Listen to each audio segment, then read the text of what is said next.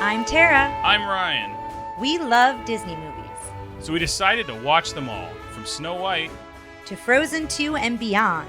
Each episode will watch a different Walt Disney Animated Studios film and tell you all about it. Did we like it? Does it hold up? Who's our favorite hero? Or villain. We'll give you history and fun facts about each movie. And sometimes we'll invite our friends to watch along with us. So put on your tiara Or your evil crown. and join us on our adventure. This is Tara and Ryan's Princess Diaries.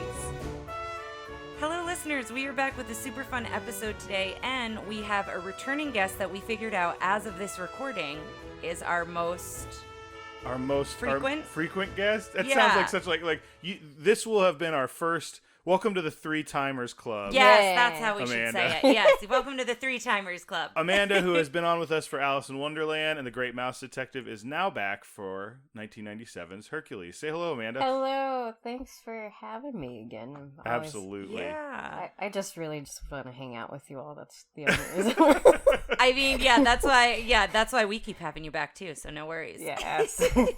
So do we want to go around and talk about what we remember about Hercules? Sure. Amanda, why did you want to come back and do this one? Well, again, just to hang out with you, but also, I just remember this. Okay, so these are the predictions that I have. Well, first of all, it has our Lord and Savior Danny DeVito in it. It sure does. Yes. I thought you were about to say our Lord and Savior Jesus Christ. I'm like, no, wrong gods, wrong gods. But yeah, I predict that this is just going to be a good time. I remember, especially the three women, the Greek chorus style, but the modern music Greek chorus. I'm really excited to revisit that again. I remember just really loving those three characters a lot. Well, it's interesting you talk about that, about this feeling like a good time. Not to jump right in, but I found a D23 presentation where the directors were talking about this, and I forgot their names, but the same directors from It's John Little and Mermaid. Ron, but it's Yeah. Ron Clements and and John. I'm sure I've got it in my I've notes. got it somewhere. You look it up, but their big thing they wanted to do with this was for this one to be fun and kind of madcap and goofy. Mm-hmm. I know we just came off of Hunchback of Notre Dame, which was much more dark, much more complex. Part of the reason they wanted to do that with this one is because they said the Greek myths and the Greek hero stories were usually so heavy and deep and all that. They went, well, what if we kind of put that on its ear and just made it this fun kind of, they called it a superhero and a sports film. It has the film, the idea of kind of like Rocky or Superman or something like that. So John Musker and Ron Clements. So I just like when I read something that it's like, this is the director's intent, and then our guest is like, this is what I hope it's like, and it's like, oh well, then they've done their job. Yeah. Awesome. Now, what are your memories from it? This is one I saw in theaters. I really liked it. Growing up, was a big Greek and Roman myth. I'm actually dork. really excited to hear, because I have some of the differences Mm-hmm. that I took in my notes of what is true to the myths and what's not. It is loosely based, and there were several reasons why they loosely based it and didn't follow the myths, but I'm excited to hear your perspective if something comes up to compare and contrast. Right. I am as not far as- super well versed on the Hercules myth. Oh, I was okay. more into Theseus and Perseus, and the ones that I think in this movie, Phil says they're losers. I need a real hero. Oh, and I'm yeah. boo.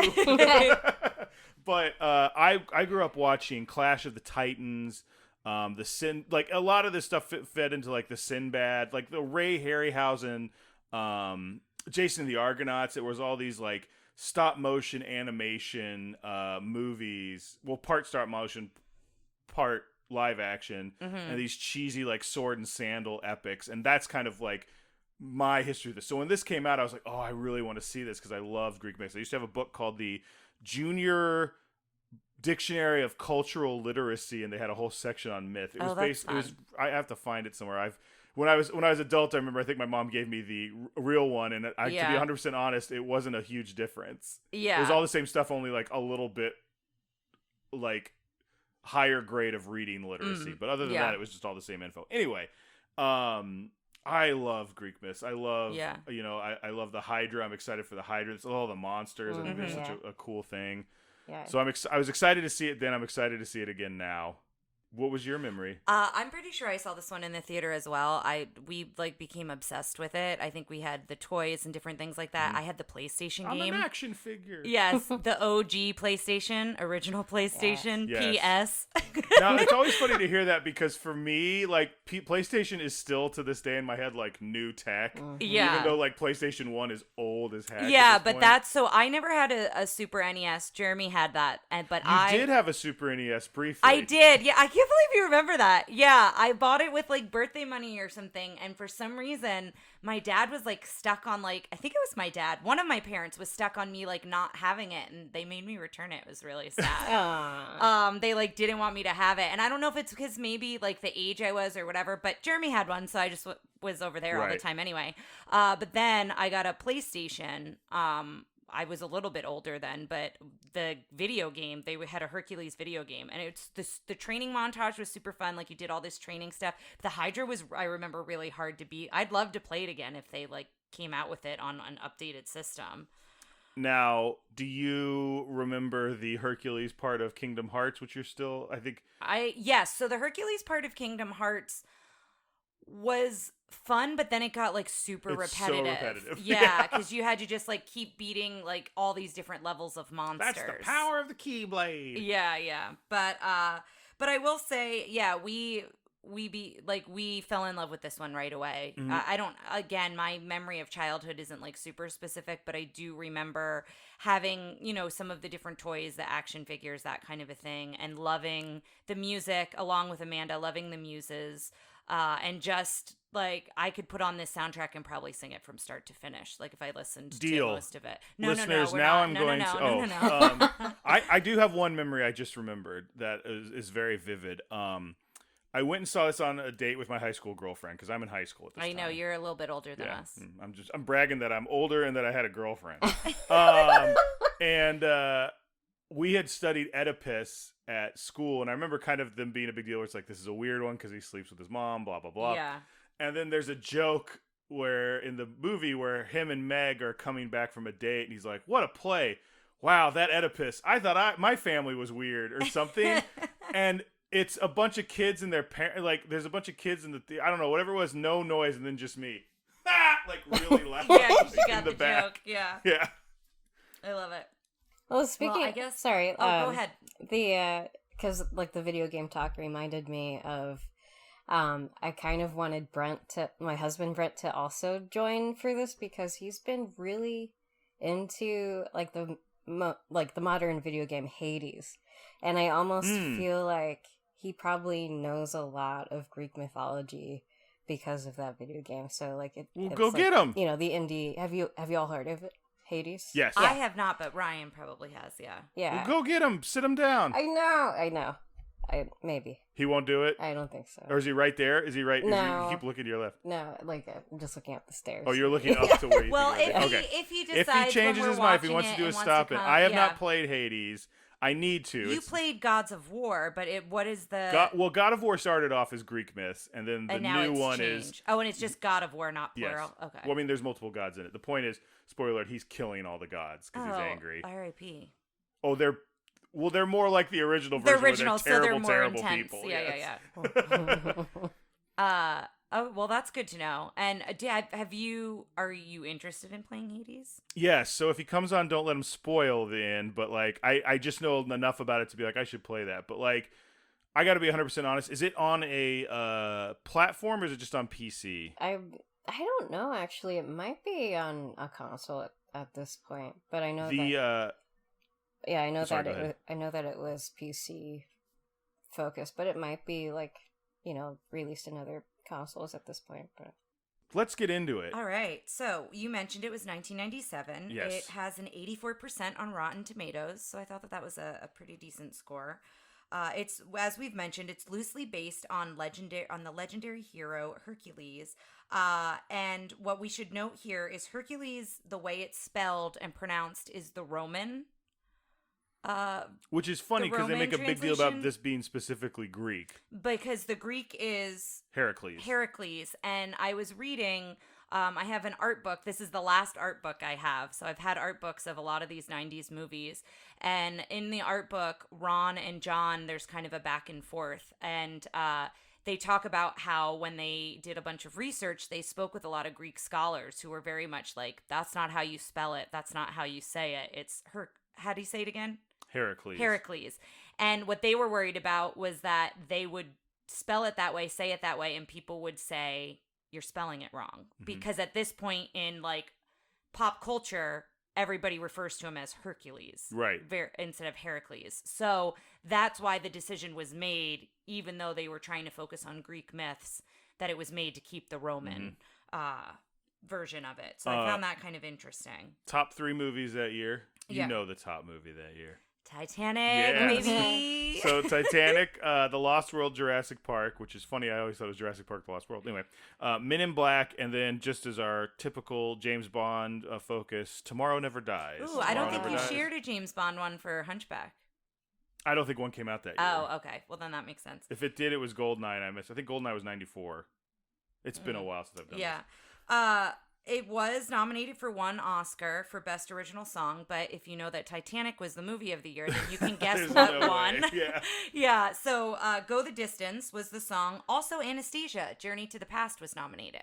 So Anastasia came out the same year as well. Do we need to do Anastasia on this podcast? We 100% do. I've said that before. Okay. Yeah. She's technically a Disney princess now that they own Fox. Yeah, we 100% do. I love Anastasia. But yeah, so the song Journey to the Past was also nominated, but of course My Heart Will Go On won. Titanic basically took every award that year. They took a lot of them. I have a chunk on Hades, but I kind of want to save that till we kind of get into Let's jump into him, because do you have in who they originally wanted to be Hades? Yes. Who do you have? Jack Nicholson and John Lithgow. Oh, Jack Nicholson they brought into the Oh, that I don't know. I just read that those were the two they were They brought him in. He had his like 3-year-old daughter at the time. Oh, wow. And he was like it was funny. It was on this D23 thing I saw where he was like, look at all the animation. Like he was just they were trying to do and they were so they started giving her free stuff. She was dressed up as Snow White. Oh, that's cute. She came in like that, so she was really into it. He's like, I'd really like to be a part of this, like, blah, blah, blah. They didn't come to an agreement. But they said they gave him so much free swag that he, like, came back to get it and had, like, they said his hair was wild from the wind. And he held it up and he goes, Merry Christmas, and, like, ran out. And then they're like, he didn't end up working, so instead they ended up getting James Wood. James Wood is let's go ahead and just get this out, is a pretty rotten person at this point in history. In time, yeah. He is genius as Hades. He is committed as Hades. He does Hades in like all the video games and all the other stuff. Stealing all my facts. Oh, sorry. That's okay. But Go for it. He apparently came in and everybody else was doing it kind of like, I'm Hades. And he came in and was like, hey, I'm Hades. How's it going? How's that? Just did this kind of used car salesman. Tara's giving me the look. I'm a co-host. We both have these same things. You're doing a great job. I know. It's just funny when our facts overlap. He brought such a new take to it that's what they went with, and they kind of let him ad-lib. They added stuff. They really just changed the idea of the character, and the character's great. I think he's a great villain. We'll see where he ranks, but yeah. He says it's his all-time favorite role. So whenever he's asked, he says it's his all-time favorite role. And anytime they need him to reprise the character, you kind of touched on this. He's the one who does the voice. So he's the voice in Kingdom Hearts. He's the voice in the cartoon show. Because I didn't do any research on the Hercules cartoon show. I don't know if you have anything on that. I remember seeing a few episodes. I remember liking it as a kid because they really brought in some like heavy hitters to do like Jon Favreau is in it, and like people like that who maybe are bigger hitters now than they were at the time it came out, but like everybody was a guest star playing a different god or hero or something. I remember watching it. I remember enjoying it when it was out. The other thing with James Wood is apparently the film was about to go over budget. He offered to refund his salary and finish it for free. Oh my gosh. And Disney didn't go with that. They just, I think, went over budget. They just like made that decision. But I thought that was kind of shocking that he really felt that strongly and also was enjoying the role that much to be like, fine. I saw during that D23 talk, they presented old footage of, they did like, had all the cast say thank you to the animators and whatever for like the rap party. Yeah. And they did, They did James Wood, and his is hilarious. They're like, he gave us 20 minutes. We cut it down to about 2. Oh, that's funny. And he was apparently like, you're all in tuxedos. Give me a break. You all wish you were in shorts. Like, it was just like really knew exactly how to talk to the animators. He goes, you pay me $4.5 million to do this. I can't believe you guys fell for this. This is such an easy job. I just come in and do this. He's like, but let me tell you what I'm doing today. He holds up the page. He's like, first of all, I didn't get $4.5 million. I'm going to pay next to nothing. But then he goes, this is my life now. It says, Hades drinks water, chokes on worm, and drink. That's what I get to do today. Today I get to go, like, that's it. That's what you're paying me to do today. Like, and he does this huge thing. It was so good. I love that you mentioned that specific scene. Oh, really? Because apparently he ate watermelon for the authentic slurping sound when he eats the worms. Oh. So he, like, ate watermelon while he was recording that scene. Which while he was recording that scene, they went into him and said, hey, can you record this? And he's like, this is what I have on the page today. Yeah. The other thing I wanted to mention about him, you were saying, he decided to go this kind of sarcastic, sadistic car salesman, like very quick fire vibe, rapid fire vibe. And apparently it was inspired by a group of friends he grew up with in Rhode Island. And he describes them as slick, kind of petty gangsters. And that's a little bit of how he was inspired to have that style of a voice. So one of the things you said that made me remember this is they were talking a little bit about the theme of this movie and kind of they wanted it to be a little different from good versus evil because of like the kind of like Hades is very likable even though he's not just like and Hades isn't really apparently him and his wife, is his wife Penelope? Persephone, thank you. Like they had like a very like from what I think I read like a strong or a true love. Am I wrong in that? So she went to visit. So Persephone is the goddess of, I believe it has to do with the harvest. So the idea is she is forced to. They do love each other, but she doesn't want to be in the underworld. I see. I mean, it's all different interpretations. But it's the idea is winter is when she is in the underworld, and that's why there's no harvest and all this. Okay. It's when she's visiting her husband who lives there. But it's also a forced marriage. I need to read. There's a book by Stephen Fry where it's his interpretation, like newer interpretation, not newer, but like where it's not a new like take on it. It's not a new take. It's just modern language used to tell these stories again. Instead of like you read it, it's like Zeus came down and begat. What was I going to say? So the idea they wanted to go with in this was instead of it being good versus evil, they wanted to do idealism versus cynicism. So that's something to look out for when we're doing this is like Hades is very cynical and like he'll never love you and this and this and this and Hercules is like they didn't want him to be a big strong dumb guy, so they went with naive. Like so he's not stupid, he's just like this is essentially the Superman story because it is like he came from another world and he grew up on a farm and then he goes and he doesn't know that he necessarily has this power. So it's kind of that ability. Like Clark Kent, like farm boy. Ideal. Well, and to go into that again in the art book, Ron and John have this whole back and forth. So each art book I have, they're laid out very differently on what they cover and how they cover it. And the Hercules one is essentially all quotes. So it's all quotes from people who worked on the film, from people who worked with the directors, and it's essentially just quoting like the whole process. So it's very interesting, but it's kind of hard to sum it all up. But there is this exchange between Ron and John where they like verbatim just essentially put down, they must have gotten them in a room and were like, how did you guys come up with this? Like, how did you work on this? So I wanted to talk a little bit about that because they were working on a project. We should say they worked on Aladdin, they worked on Great Mouse Detective, and they worked on Little Mermaid together. So they kind of had a very solid relationship at this point of working together. Well, they were working on this one. Is what you're going to say that got delayed and they did this instead? Yes.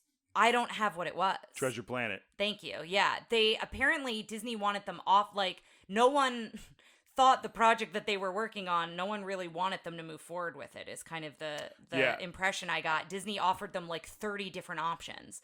And we're like, do you want to do one of these instead? Yeah. And so that's kind of what happened. Which is interesting because Treasure Planet I don't think does very well when it comes out like 10 movies later or whatever. And in this back and forth conversation, Ryan's talking about how it kind of feels like Superman. They were both very big comic book fans. Mm-hmm. And so that really spoke to them when they saw that Hercules was an option.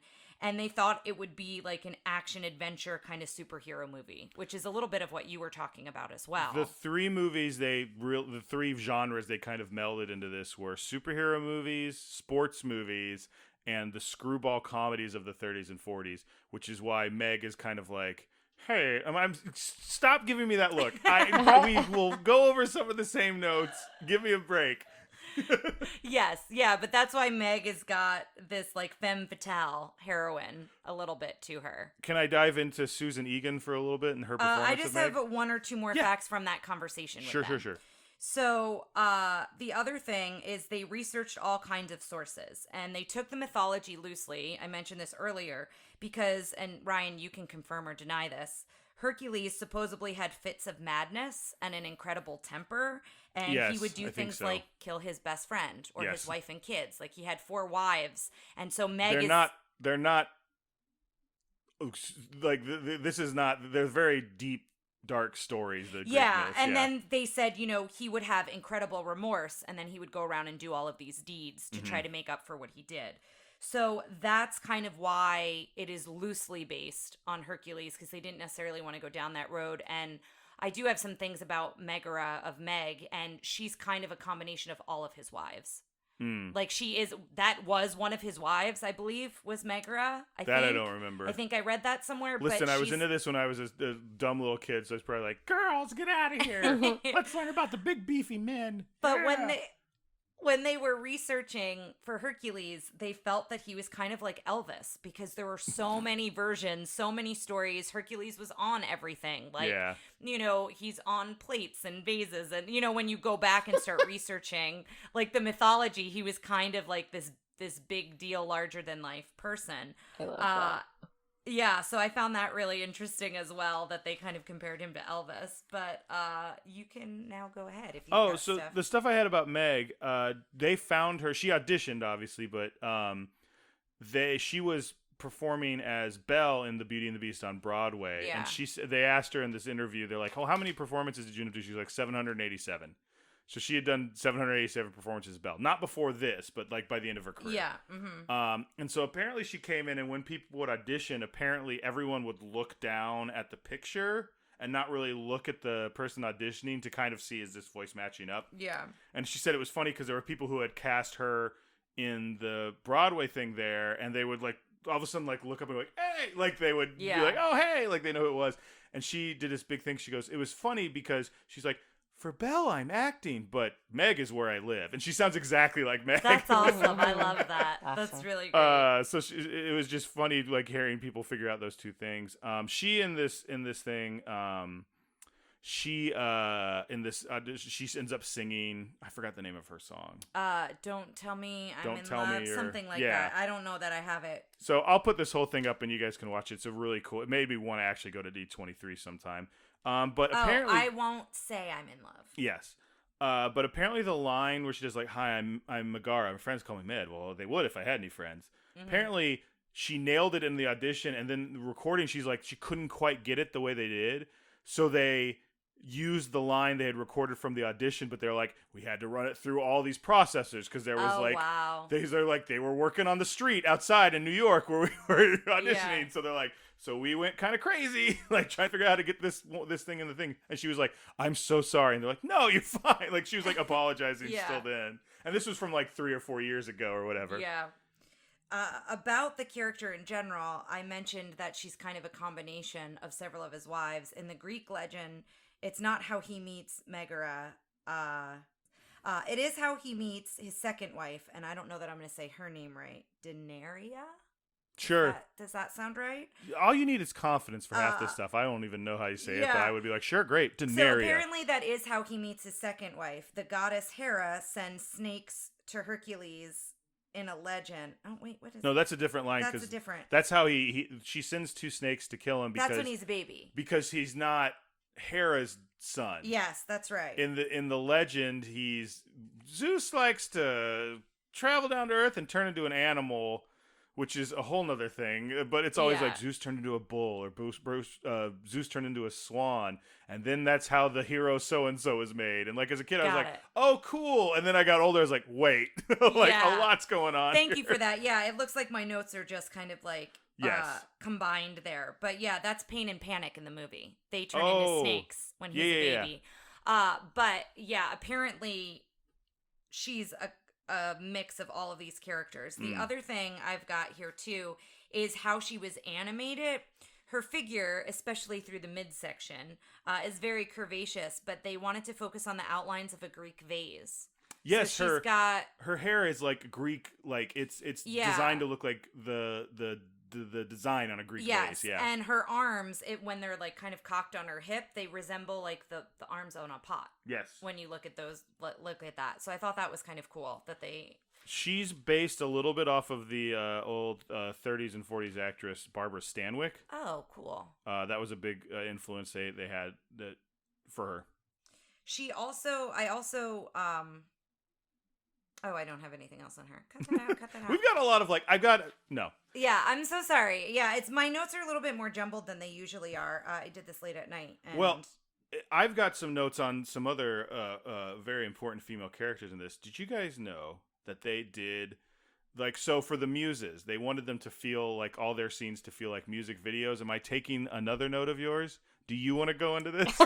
Spice Up Your Life. Is that the note? No, I didn't have that. I had In Vogue's no. Free Your Mind because they hired. Spice Girls were asked to be the muses. Oh, I no love kidding. that. Yeah, Oh and my they couldn't gosh. do it because of his scheduling. So All right, so you didn't have my that's back. crazy. So, well, they wanted their things to look like music videos, specifically Free Your Mind by In Vogue, because one of the directors in the D23 video starts singing Free Your Mind, and Yeah. they shift over to the other one and he's just staring at him. He's Uh-huh. like, Free Your Mind, and they're like, really? And he's like, never mind.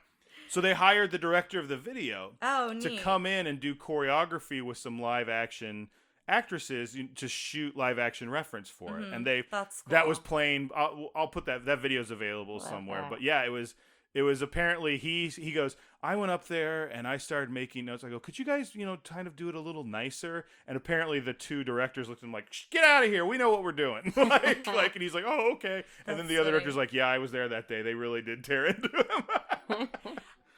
Also talking about the muses, in Greek mythology, I think there's 9 muses, at least that's what I read.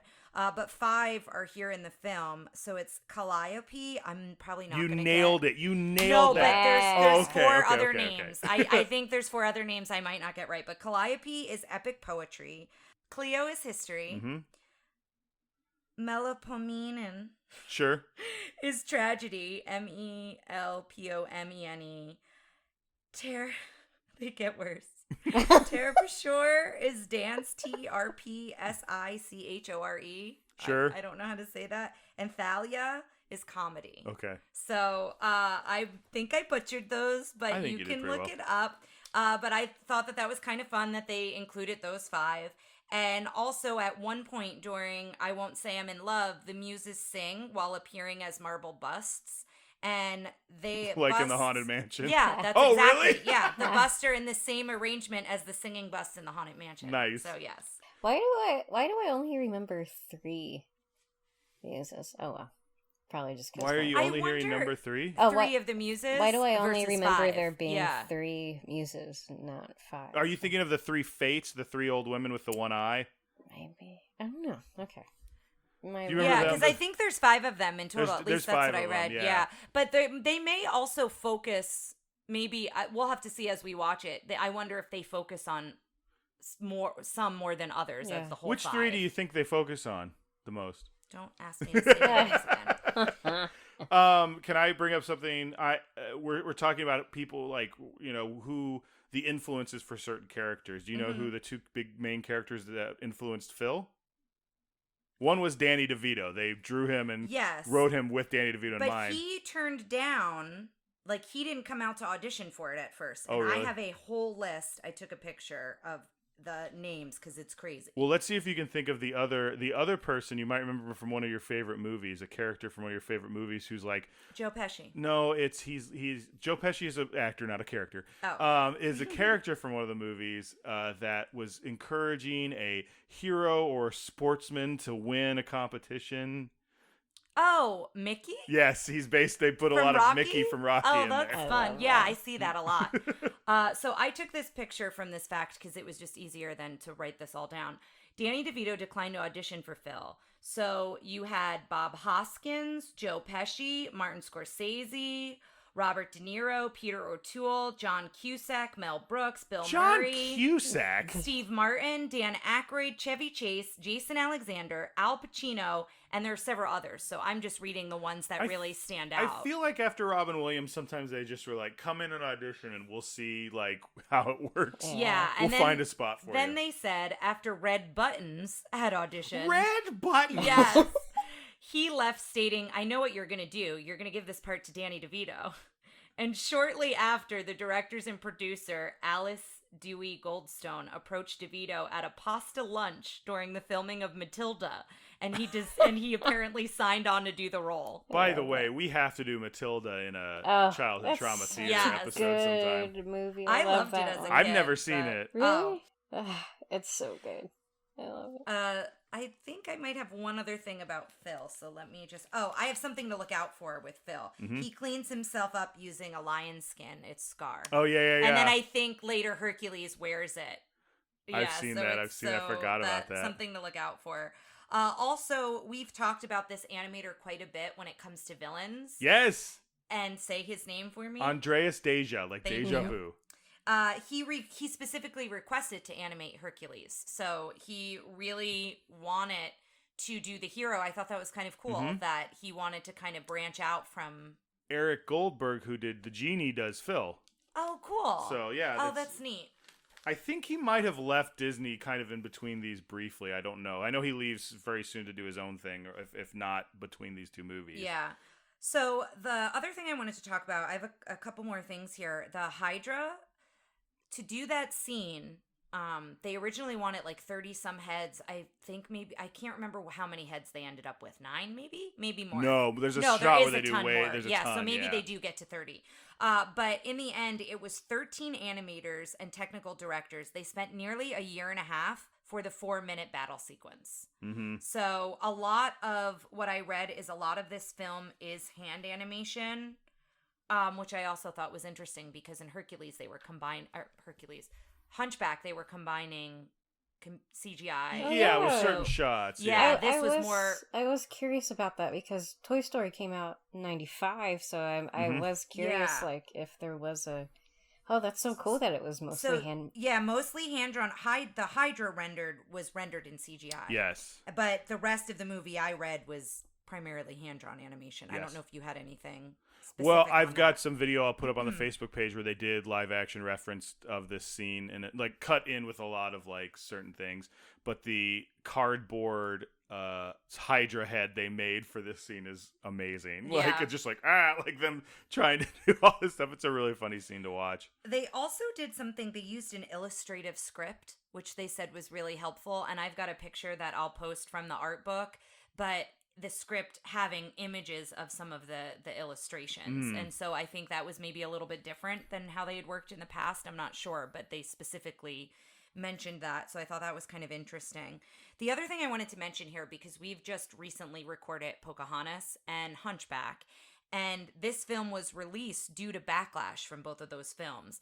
A lot of individuals felt it was too dark, it dealt with too serious of issues, and that Disney shouldn't be addressing those issues. And we go into that in those episodes.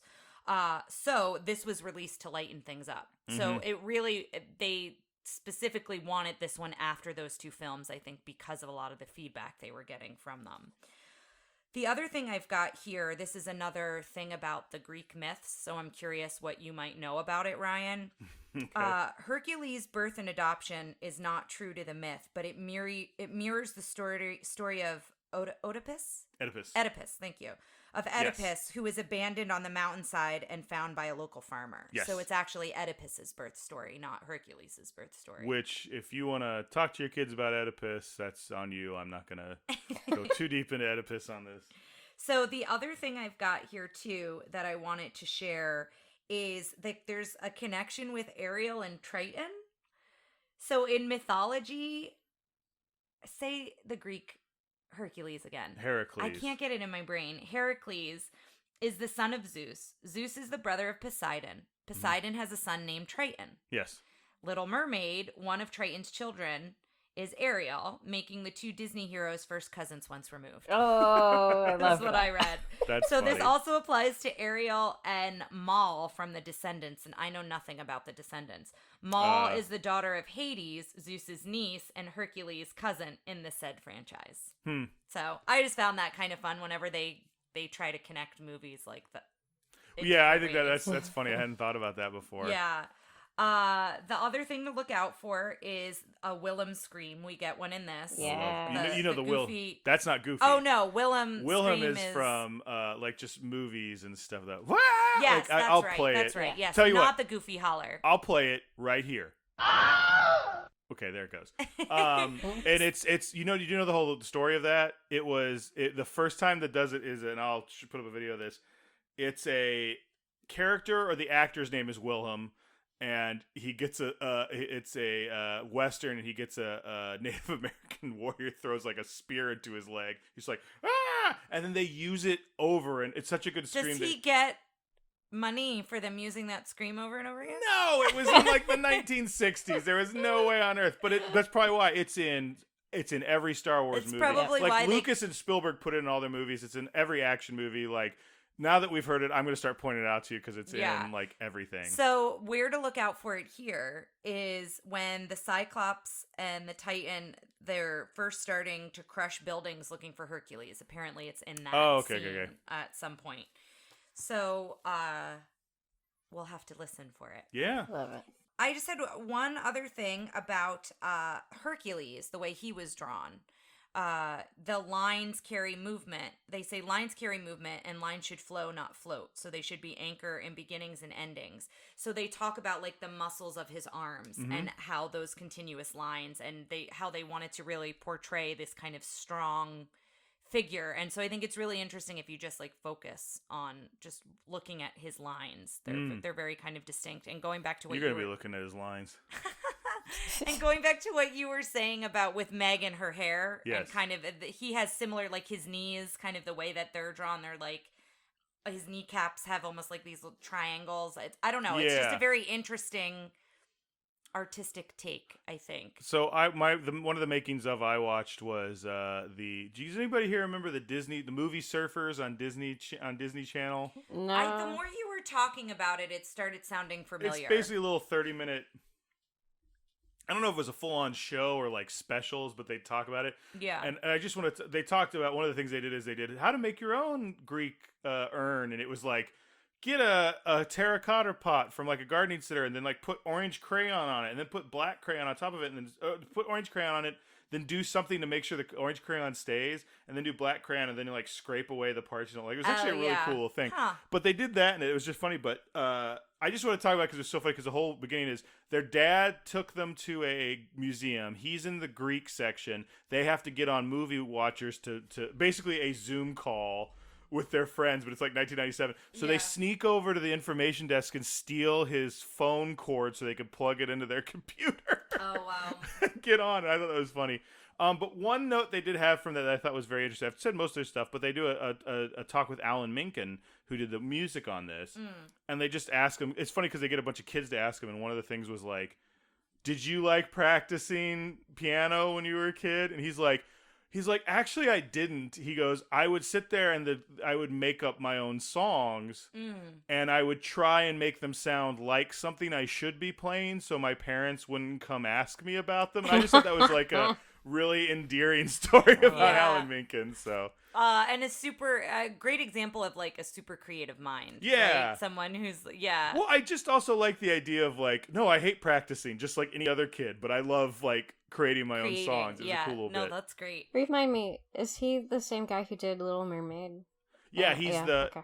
he's done everything since Little Mermaid. Since that we've Little watched. Too. Was Little Mermaid the first one? I think Little Mermaid, because he worked with Howard He worked Ashman. with Howard. Howard was the were- lyricist. Yeah, and he was music, and then after Howard Ashman passed, he's worked with Tim Rice, and Elton then John. No, Elton John did the. Elton John did Lion King with Tim Rice. Yes. So maybe So he didn't do that one, Lion but he's King, done. He did Hunchback. Awesome. I think he did Pocahontas. Yes, Yeah. with so. Stephen Schwartz. Mm-hmm. I don't know. So I they've didn't had listen him to back the to do lyricist quite a was on this. bit. Cool.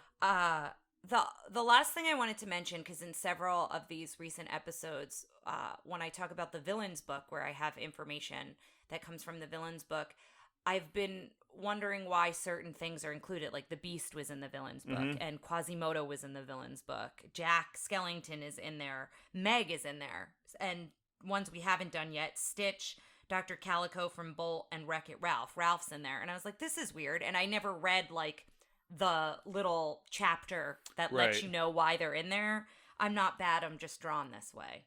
So that's why those specific characters are in there. They use a quote from Jessica Rabbit, okay. but they're in the villain book because Well, Meg is they a make henchman you- at first. Yeah, but and because they Right. make you think they're something, but they're really something else. You know, Quasimodo, you could say, because of how he's drawn, you might be scared of him, but we talk about how kind Well, that's and wonderful interesting. he is. Yeah, because And the in same that, with the Beast. You not know, to go back to that movie, but we talk about how from second one they make you go Quasimodo's the good guy. Yes. Yeah. But There's no Beast, question. Beast, we talk a lot about how like he could have had a turn and been the villain, right? But yeah. he turns the other way.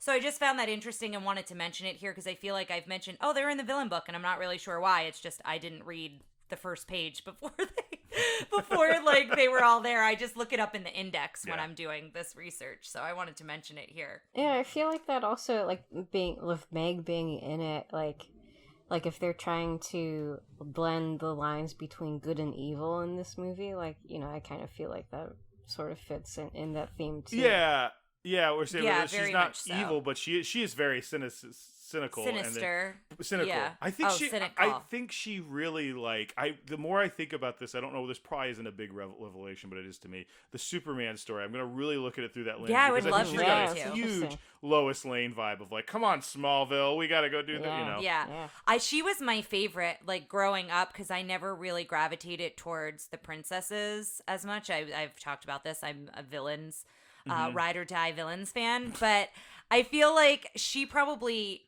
called to me more because she did start out, Yeah.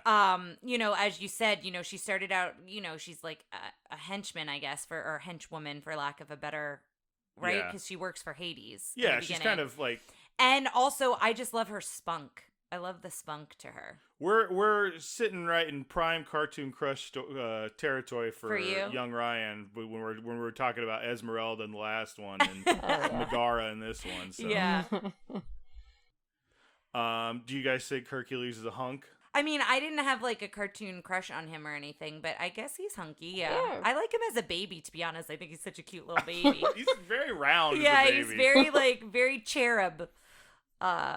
You know who we round haven't talked cheeks. about at all is Pegasus. I forgot his horse. Oh, yeah. yes. Oh, I feel like I'm gonna love Pegasus. Yeah. We'll catch up on that at the end. Yeah. Do we want to get going? And Yeah, watch this I movie, think guys? so. Mandy, you got anything else you want to talk about with this, or No, I'm just you ready? excited. Yeah. She's just ready for the adventure. I am. Yeah. For the movie watch. Well, guys, let's take the VHS out of the clamshell and stick it in the VCR. See you on the other side, listeners.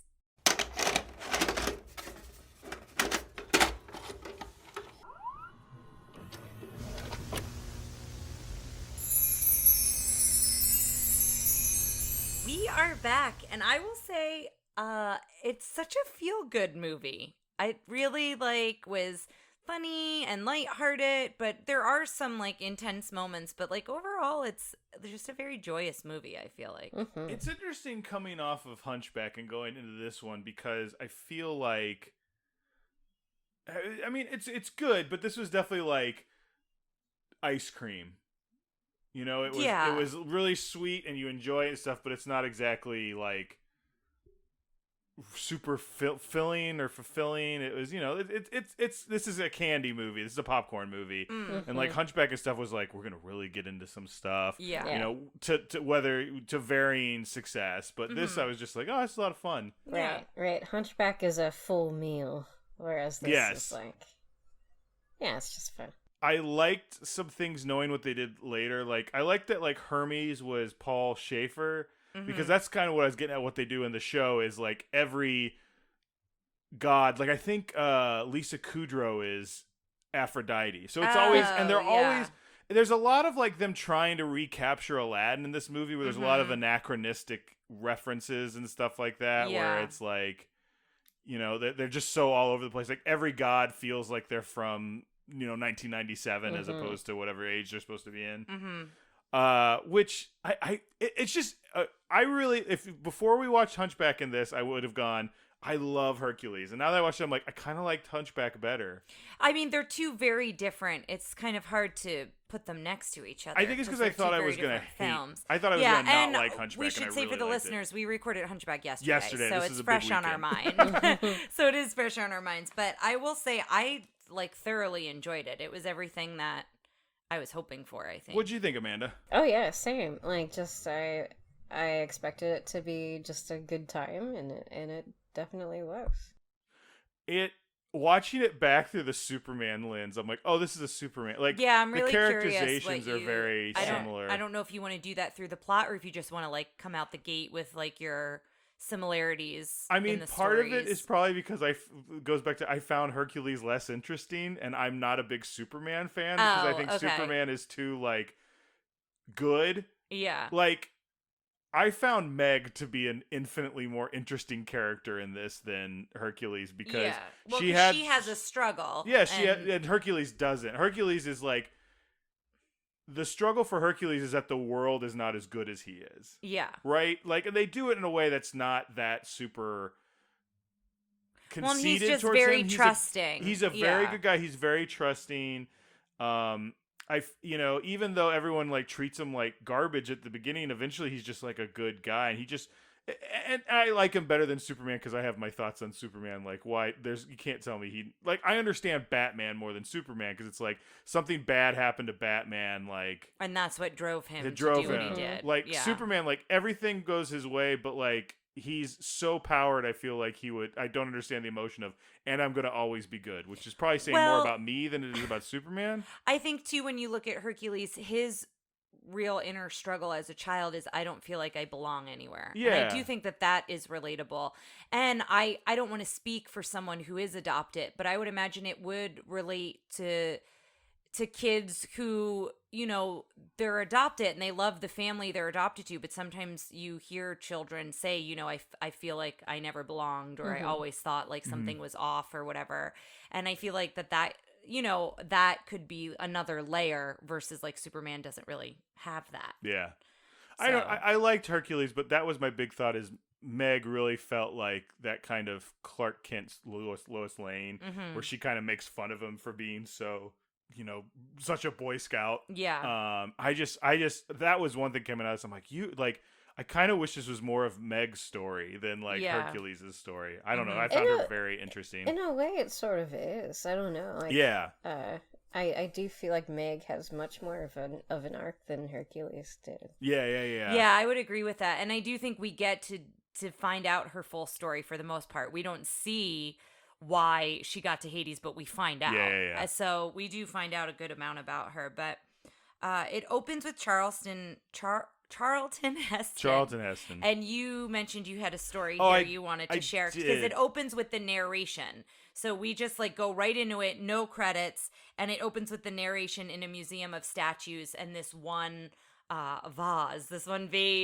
of Hercules, and that's how we kind of get into the story. And it's the whole idea was that I said earlier, they wanted to make this movie not seem like they're like, most of these are like, this is a champion, like very serious, and they wanted this to be lighthearted, and that was them doing this, was starting off very serious with Charlton Heston, and apparently they brought him in, and they're like talking to him about like, are you comfortable with this? Like, doing the things they do with voice actors. Yeah. And there's like, anything you want to talk about? He goes, well, there's one line I don't like the syntax. And he's like, "What's that?" And it's the last name was "You go, girl." And they're like, "Well, what do you want to say?" And he goes, "Go ahead, young lady." And they're like, "Well, that kind of takes away from the joke, but okay." And they just kept recording it, and then they're like, "Can we just, for fun?" I mean, I don't know if anyone else out there has done any voice recording, but like, all you need to do is get the actor to do it once on tape, and you're good. You can do something with it. So that's what they do. They're like, "Why don't you just give us one?" And of course, that's the one they use. And when he says "You go, girl," You it introduces. go, girl. Reminds me of "You go, Glenn Coco." Yes. It reminds. None for Gretchen Wiener. Yes. Then he's introducing the muses, and that's where we're introduced to them. And they cut him off because they're like, they're like, "Take it easy, old man." Like, they're great. And what I will say about the art book, if you ever come across the Hercules art book, it's really fun because the muses interject throughout the whole book. So like they draw all of them, and they all, have something to say. Like I said, a lot of it is quotes from everyone who worked on the film. So it's them kind of like interjecting within whatever's being talked about, which is kind of fun. And that's essentially what they do in this, and I love them. I don't know if we want to talk about them right here, but they're amazing. I love their voices. I don't know if you want to look up who. I did it once. It's no one I know, and I didn't really do a whole lot of study on them. Okay. But give me one moment. Yeah, that's fine. But it starts with the Gospel Truth, and I love this song. I love any song that they do, but the Gospel Truth, what I also really like about it is, they continued to tell the story of the Titans and Zeus, and how, there was this big battle, and Zeus kind of captures the Titans, and then everything kind of goes back to normal at Mount Olympus. And what I like about the Gospel Truth is it comes in and out. They sing it, and then we hear a little bit more of the story, and then they come back in with more of the Gospel Truth. So it's this song that kind of keeps going. Well, they're literally a Greek chorus. They're literally the Greek chorus. But I enjoy the way that they did that, how they went back and forth with it. It's a lot of names I'm not 100% sure how to pronounce. It's Lilius White, Venice Y. Thomas, Cheryl Freeman, LaChance, one word, and Roz Ryan. Okay. I'm not familiar with any of their other work. I'll dive into it, but I'm sure we'll have stuff about them up on the Facebook page. Yeah, I would love to find out a little bit more about them. But then it cuts to Mount Olympus after this first kind of couple verses of Gospel Truth, and that's where we see Walt Disney Pictures Presents and the title Hercules. So it's done a little bit differently. And then we see all the gods gathering, and this reminded me of Sleeping Beauty. All the gods are gathering, they're kind of celebrating the birth of Hercules. We see how strong he is right from the bat. I actually was trying to remember if something happened where Zeus promised something to Hades and gave it to Hercules. I was thinking that like Maleficent, but I did have that same vibe. Yeah, it was a very similar vibe because Hera and Zeus are doting on Hercules. We see he's very strong. He's playing with the lightning bolts. And then Zeus makes Pegasus for Herc. And I like that he says that he's like this magnificent horse, but has the brain of a bird. And I'm like, well, couldn't you have like made him to not have a brain of a bird? Like, he made him. I don't think it was a bad thing. I think he made that face of like bird brain, and that was the joke. But I think Pegasus just thinks like a bird. Oh, okay. And they kind of, I guess I see that. Yeah. So then Hades shows up, and he shows up very similarly to Maleficent, but it doesn't seem like Hades wasn't invited. Because Zeus is very much like, oh, you finally made it up from the underworld. So I don't necessarily think he was told not to come, but it's clear that he does not have a good relationship with all the gods, and the gods are all kind of rude to him. I know. They all seemed like they're up there just partying, and they're like, your job is to take care of the dead, and he's like, oh, you should liven up, brother. And I think Hades and he's is like, it's a full-time gig. Yeah, like I'm constantly taking care of the dead. Yeah. I like that. I mean, it doesn't excuse Hades as a villain, but it definitely makes you like, I want to see it. Now I want to see a Hades movie. Yeah. And Hades I kind of want to see how Hades gets sent to the underworld and just like what an everyday in the underworld looks like for Hades. And Hades is represented in Once Upon a Time, but man, that the characterization of the actor, much like a lot of the stuff other than Cruella de Vil in that movie, don't really stand up. Like, he's just a businessman, but he's not doing the like quick, fast, blah blah blah blah. The other thing too is I want to see more of Hades with the Fates. I love the Fates. They're so weird. They're Fates so were great. creepy. But that's kind of what we see next. He travels to the underworld. We meet Pain and Panic here. We see that the Fates are already here. He's been waiting on them. And this is where we first see that when he loses his temper, I was going to talk he's about a that. hothead. Well, yeah. Because he's that cool blue color of flame, but then when he freaks out, it's really red, which is interesting because I think blue is hotter than red, but yeah, but I like that thing. It's a little bit like in Nightmare when the mayor's face turns around, but this is like much more intense and happens much more often with Hades. But he watches the Fates. They have the life thread, and that's how we find out. That's how people come to the underworld. The Fates just cut the thread. And so we watch the Fates kill a woman. We hear a woman scream when they cut the thread. That's their role. There's There's three of them. role. One of them like sews the thread, the other one measures it, and the third one cuts it. So it's like who you're going to be, how long you, and then that. And then so cut they're it. each and then involved that one in eyeball, I think, is if it's not with them, it's with something similar. Because I know in like Jason or Clash of the Titans, there's a similar thing where there's three witches sharing an eyeball. Yeah, sharing one eye. Yeah, I just really love them a lot, and they're not really supposed to tell Hades the future, and he starts flirting with them. He starts like getting all sweet with them, and then they're finally like, okay, well, we'll tell you a little bit about the future and about how Zeus will fall, Hades will rule all, but if Hercules fights, you will fail. Like if Hercules is there to fight, there's no way you can win. And so that's when he gets this idea to turn Herc mortal. And the potion he brings out looks almost identical to Yzma's potions in It's in a similar Emperor's New bottle, Groove. yeah. It's in a very similar bottle. And Amanda, you mentioned that you felt it would have a similar vibe, and I think it kind of does. I think you could, Emperor's New Groove is in this. Yeah. This light. I don't know if light's the right word, but this vibe, this feeling. I feel like they're both definitely very maybe Emperor's New Groove was very influenced by this, and I also think that that Pegasus reminds me of the horse in Tangled, which I know that you all haven't watched yet. We haven't watched yet. We're going to. But yeah, we are going to watch it sooner than when we talk about it. We've announced we're going to see it outside of the podcast. I don't know if you heard that. I also think Emperor's New Groove also follows that kind of like music plays it like out of place music because it's like that Tom Jones is following around. Yeah. And it's also very anachronistic. Yeah. It's an ancient movie, but it's dealing with like I guess then is like 2000 and something. It's modern sensibility. Yeah, so I think there are a lot of similarities there. So we find out that Pain and Panic they steal Hercules, and then they go to give him this potion, and he has to drink every last drop. And the farmer comes up, they hear him, they hear the baby, and so he doesn't drink the last drop. What was the farmer's name? I don't know that they say. They do, but it was like a very difficult Greek. I can't remember what it was. Yeah. Okay. I was just kidding with you. Played by Hal Holbrook. I don't know what you know him from, but you've seen him and stuff. He's a pretty prolific stage and screen actor. But yeah, him and his wife come up and they're like, maybe the gods sent this baby to us. We haven't been able to conceive. And that is something in the mythology that I think is with Oedipus. Superman. Oedipus. Yeah, but I think with Oedipus, again, I was reading a bunch of like what's different and what's the same, so I can't remember now. So they are very excited to have this baby. They see the medal that says Hercules, and it's got the symbol of the gods on it. It's the symbol that Zeus wears. So they kind of know something's up, and then Pain and Panic try to come at him with snakes, and that's when he kind of like ties them up and like shakes him around as a baby, and see that he's super strong. Which is the Hercules story, is that Hera sends. Yes, that's what I was switching before. So this is another very similar thing to Lion King, where the hyenas are like, we got rid of them.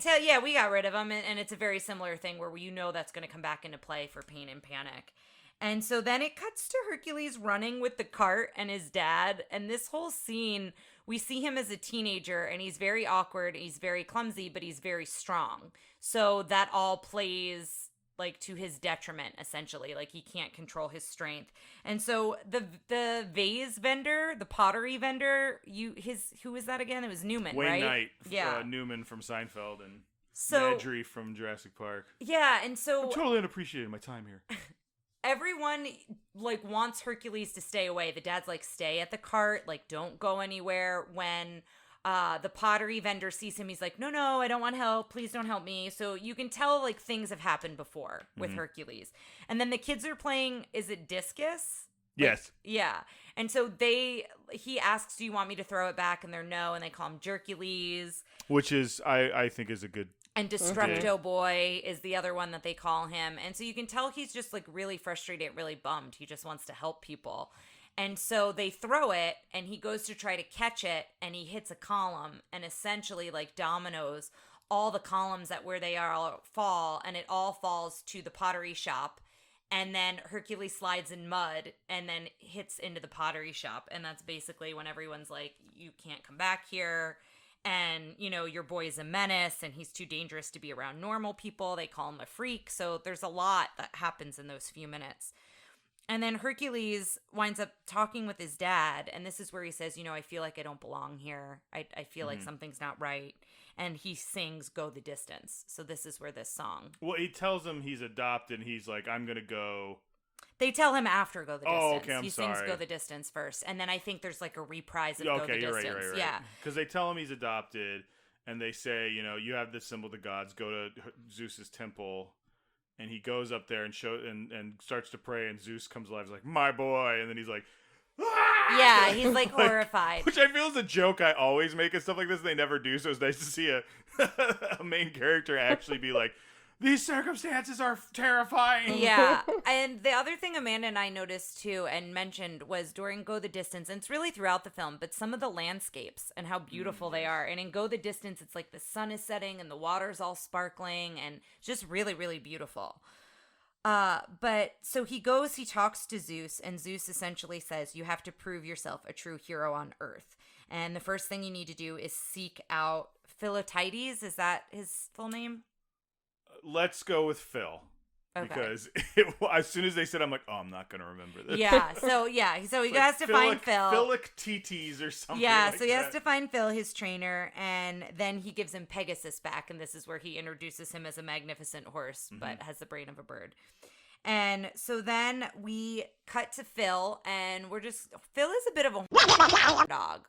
He's I don't know if dog is something we don't want to. Okay, so let's say something else. But he's definitely a creeper. You can quack it out. Yeah, He's pretty creepy. He's pretty creepy. He's like creeping on these nymphs. He's just peeping on him. He's peeping on them, eyeing the girls, and then chases them, and they all turn back into like water and trees and stuff. And so that scene's a little cringy. And then it goes into him refusing to help Hercules. We find out he's retired, and he says 2 words, I am retired. And Hercules like counts to 3. But both Ryan and I came across the fact that in Greek, it is 2 words if you were to say I'm retired. And so then he talks about all the would-be heroes. Thank you for giving me credit on that fact. I know I'm not always as generous when it comes to that. You're welcome.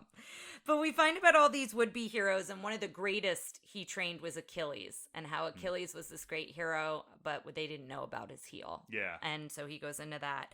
And, you know, he's just like, I want it to train someone who would be a god in the stars, who people would say, there goes Phil's boy. And so he doesn't believe that Zeus is his father. That he like kind of laughs off. He's like, yeah, okay, boy, whatever. But Which is funny because I feel like every other hero they talk about has Zeus's potential. Like those are all potentially Zeus's children. Hercules' half brothers. Yeah.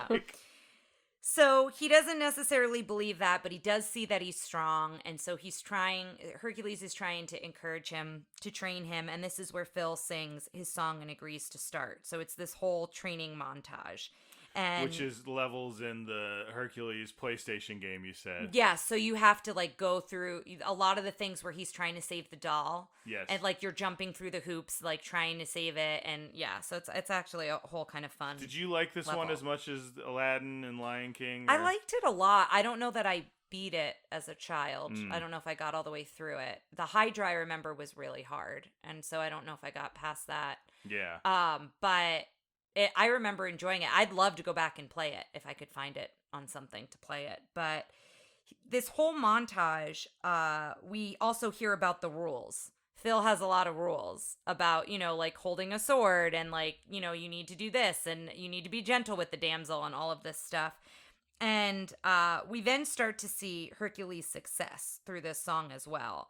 And that's when Phil finally says, okay, I think you're right. You know, Hercules is like, I'm ready. I've been through all the training. We see him as a success. We see him kind of grown into an adult. And then Phil's like, okay, we can go to, is it Thebes? Thebes with a TH. Which is kind of based on New York City. Very much supposed to have that feel. The big olive. Yeah, I was going to say that. And then the Phil's line of like, if you can make it there, you can make it anywhere. I thought was really from fun. New York. Yeah, from Frank Sinatra's New And York, there's a New lot York. of like New York. He's like, I'm walking here. Yeah. And that's from something. That's from a movie. Midnight Cowboy. Yes, thank you. So yeah, there's a lot of that. I like that when the light changes, it's somebody It's just holding someone a holding up a vase. pot, Yeah, yeah. with different colors.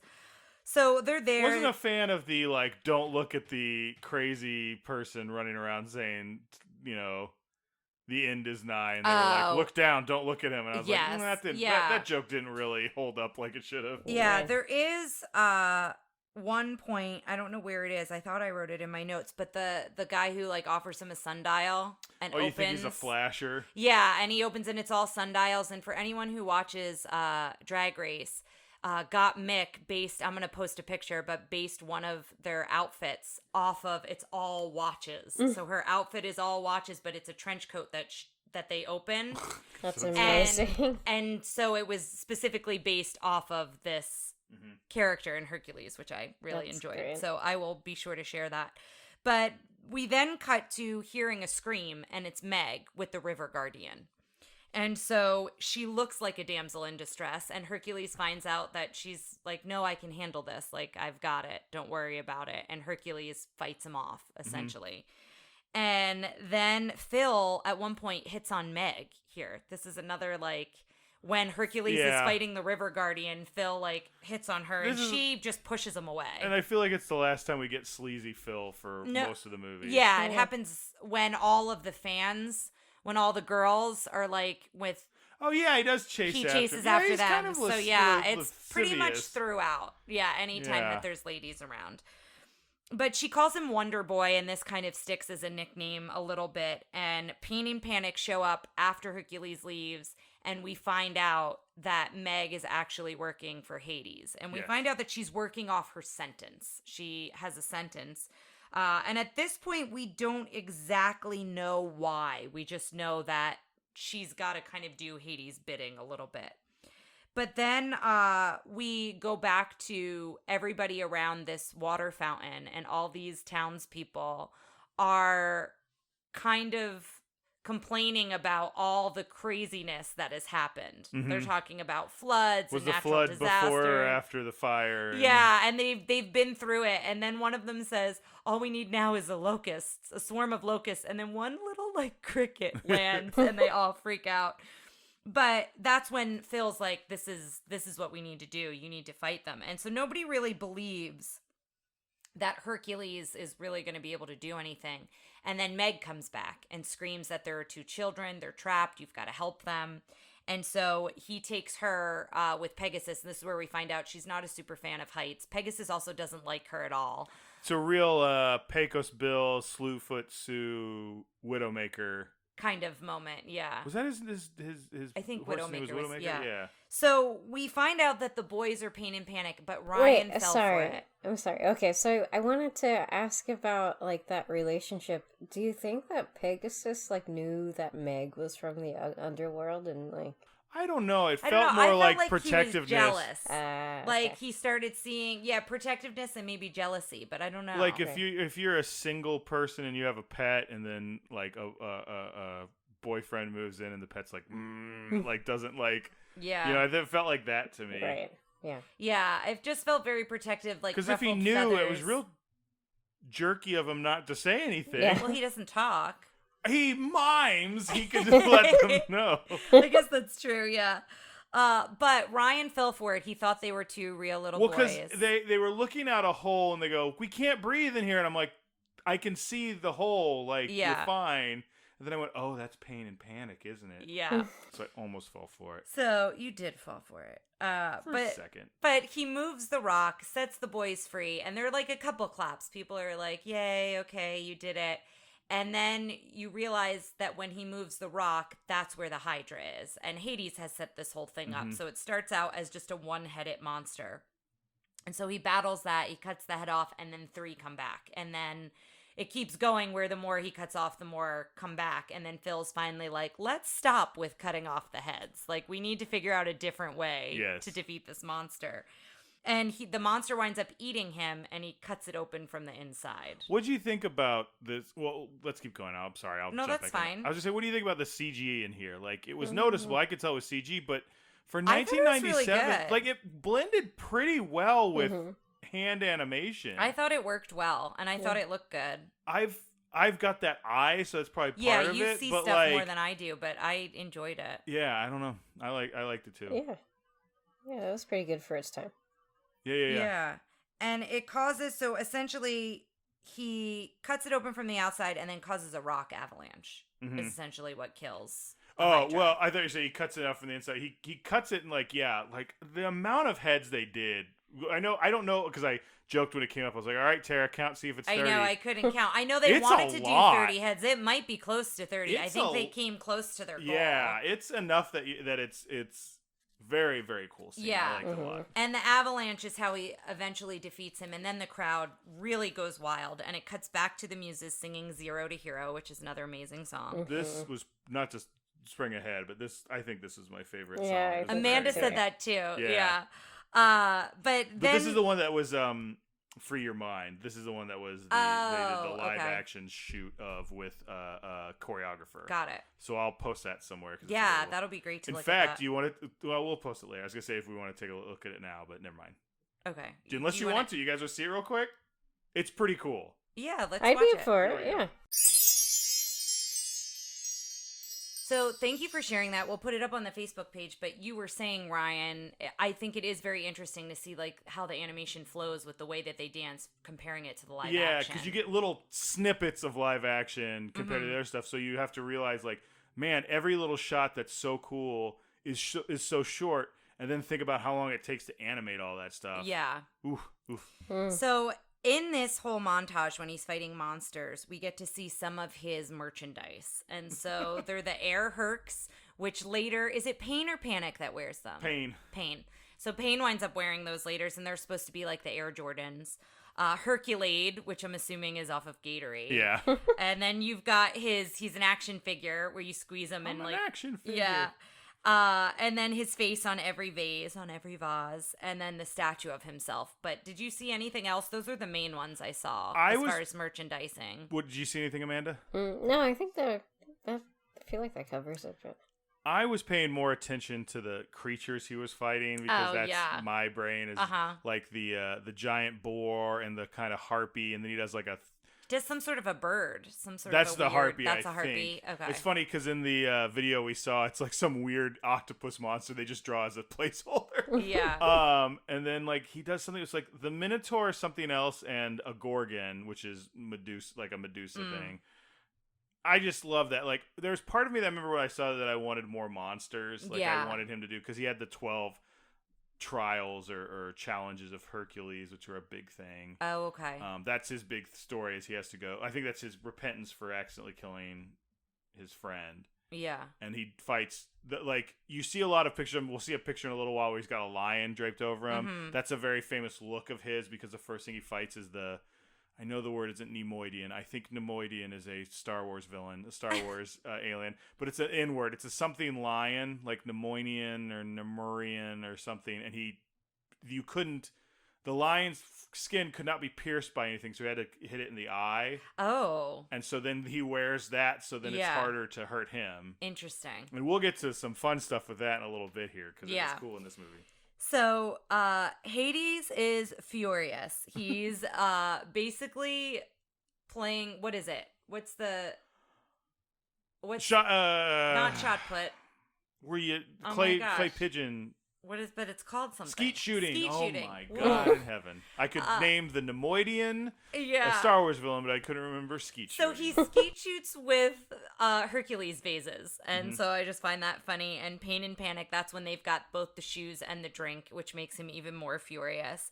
And he's like, every hero has a weakness. We've got to figure out what his weakness is. And this is when we find out that Meg sold her soul to save her boyfriends, and then when she did that, he left her. And so now she is indebted to Hades for as long as he deems. Yes. So essentially, well, I think she's got time to work off her sentence. We don't know how long the sentence is. Instead of getting rid of 2 years, I'm gonna put 2 more on. Like the sentence is forever. He's just gonna string her along forever. But so he says, if you can give me the key to bringing down Wonder Breath, then I'll give you your freedom. So it's pretty enticing for her, if she can find like Achilles' heel, if she can find whatever that is. And so we then see Herc sharing all of his adventures with Zeus. He's talking about fighting all these monsters. He's back at the temple. And Zeus says, you haven't really proved that you're a hero yet. And he doesn't understand it. And Zeus is like, you really need to look inside your heart. So Hercules doesn't really understand. He thinks he's doing everything right, but he's not really. And then we go to Herc's villa, and you see it being toured like Graceland. So these are it's huge. Yeah, it's very. These are like the when they're compared him to Elvis. We see him inside, and then the door opens, and all these like screaming, crying fans. They're all women, all girls are like chasing after him, and they have like a plan. Because Phil says something about exit strategy or something like that. Exit strategy B or something. Yeah, and Hercules hides, and then Phil goes and chases all the girls. And that's how he leaves. But Meg gets in with them. You're missing the part we're talking about where this is where he's wearing the lion skin for his posing. Yes, for I'm her. so sorry. Yeah, I totally forgot about that. So obviously Scar. Oh, it's got Scar's mark on his eye. When he throws it off, it finally gets eyes. Like it opens its eyes, and they're the green Scar eyes. I know last time we talked about villains with green eyes. Yes. But well, Herc's wearing it on his head, and then when he throws it, Phil uses it to wipe his face off because he gets paint all over his face. Thank you for mentioning it. I just breezed right by it.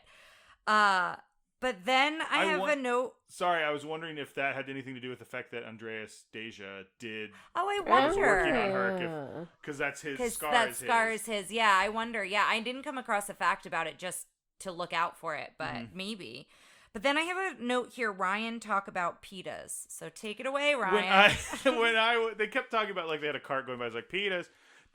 And this maybe I actually don't know where I am age-wise compared to Amanda. We don't have to go into that in public record unless you want to also include your mother's maiden name in the last 4 digits of your social. But when I was in like late elementary school and probably beginning middle school, and my mom was making lunches for me, there was this like pita craze that like pitas were so much healthier than just bread. I don't necessarily remember them like being healthier, but I remember the sandwich pitas. Yeah, that it was like pitas. The pocket pitas that was like, make a sandwich out of this instead of out of bread. Right. Yes. Yeah. So I remember my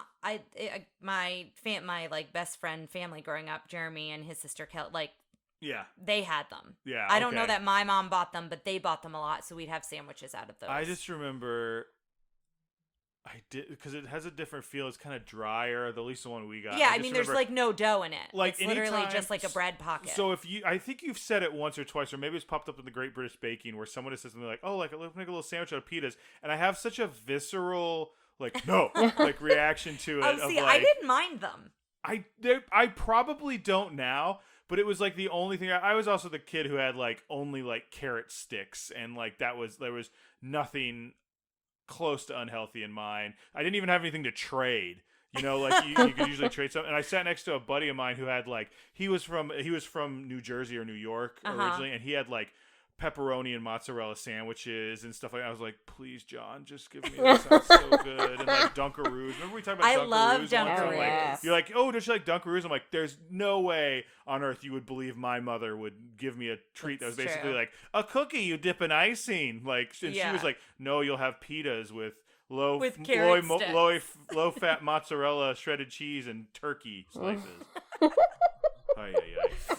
Okay, sorry. Anyway, That's so funny. I didn't know where the PETA comment was going, and I there just it feel is. like we've never really discussed it, but you've definitely said something about it once, and like deep inside, I'm like, oh no pitas. Like I'm just so like. I think I've probably been like, hey, do you want to get these instead of I'm just yes, whatever? And I'm like, yeah. no. So Like, well, good to know. I'm good sure to they're know. fine, and to be honest, they're probably not that much healthier than bread. Like if you get nice like wheat bread or Depending something. on what kind of bread you get. Yeah, Yeah, I'm sure. I guess. But I feel like it's like anything else. It was like a craze. It was like a food craze. That's like why, where, because it was definitely like, I grew up in the 80s, and it was definitely like late 80s when she was like, you gotta have a pita, like instead of look how healthy I'm treating my son. And in fact, I'm like, please just give me one Oreo, give me a Dunkaroo. something.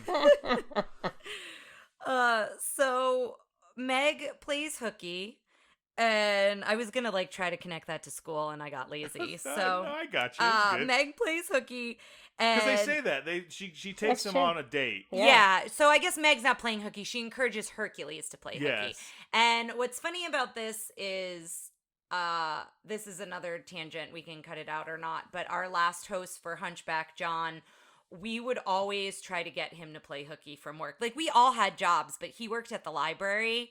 And so this one time we convinced him, and I think it was with Leanne, who's also a host of ours on Toy Story. And bad influences. And another friend of ours.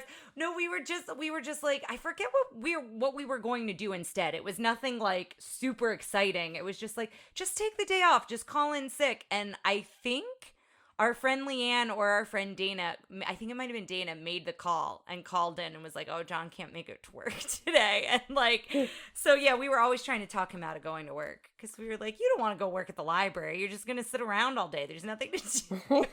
You talk about work. I was talking about school. I've never, I skipped school once, and it was senior day. It was a day that was not obviously officially called this, but everyone in school called it senior skip day. Yep.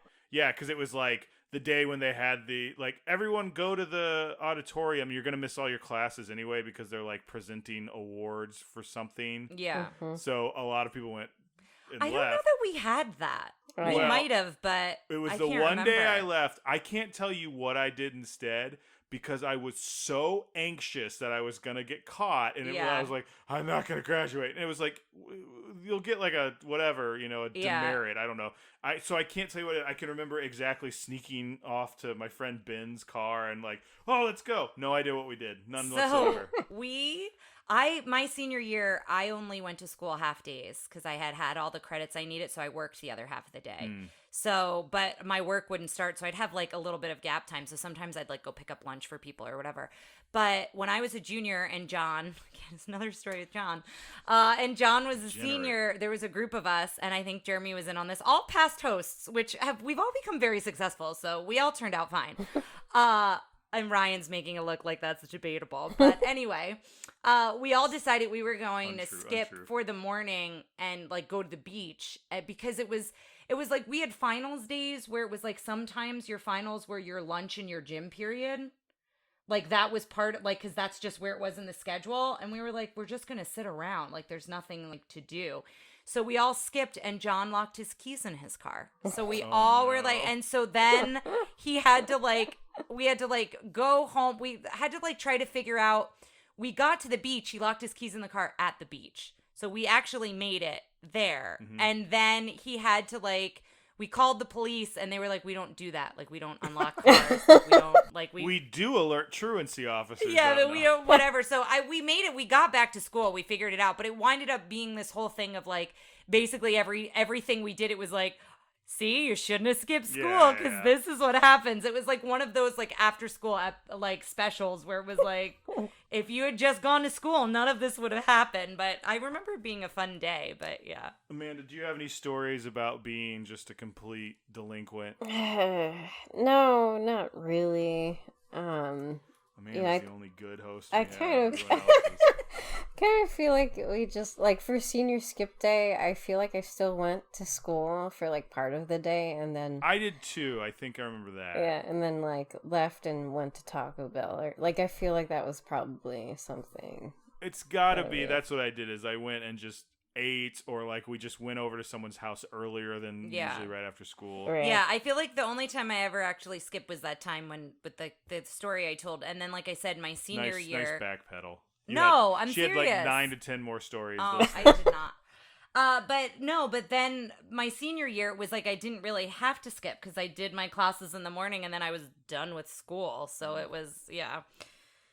So Hercules. So yeah, back to Hercules. So Meg gets him to play hooky, and they basically go on this date. That's where they see the play and all of this, and they're talking.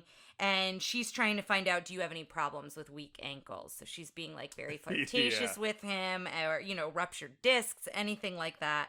And he skips a rock on water, and it hits the arms of the statue.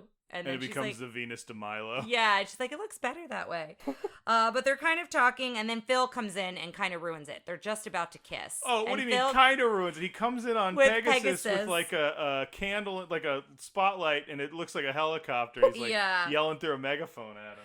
Because he's been looking for Hercules all day because he ditched out of everything he was supposed to do. And so then this is where I love this song too. It's going to be really hard for me to pick a song between this This and was my second favorite. I won't say I'm in love. It's such a good song. Really good and it's so good. And you kind of, again, you find out more about her and about her character and about what she's struggling with. And the muses are very prominent in this song.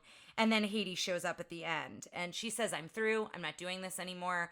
And Phil is still there. Well, Hercules goes away, I think, with Pegasus, and Phil gets falls knocked off the horse. So he's like in the bushes. It sounds like he went to a bar. Yeah, like, he fell off the horse. No, fell off the wagon. That's what it is. Sorry. But Phil overhears part of the conversation with Hades and Meg. So what he doesn't hear is that Meg really doesn't want to do this anymore. Right. He just hears, her agreeing with Hades about like what should be done or whatever, and Hades realizes Meg is his weakness, and so that's what I like that scene. He's like, he doesn't have any weaknesses. He's like, I think he does. And they zoom in on his teeth, and I'm surprised you haven't mentioned his teeth because you teeth hate are old gross, man Jafar teeth. But they're little tiny point. No, I think it's the fact that they're long and going in different directions. You hate his teeth. It looks like when a Looney Tune crashes into piano and then they come out and their oh yeah mouth. Well, this happens in this. Know. Hercules crashes into a billboard, but it's a mosaic billboard of him, and then the teeth are all like messed up after he crashes into it. Hades are gross, but they're like evenly spaced and they're just and sharp uniform. and pointy. They're just sharp and pointy. Mm-hmm. So we go back to the track where Herc's training.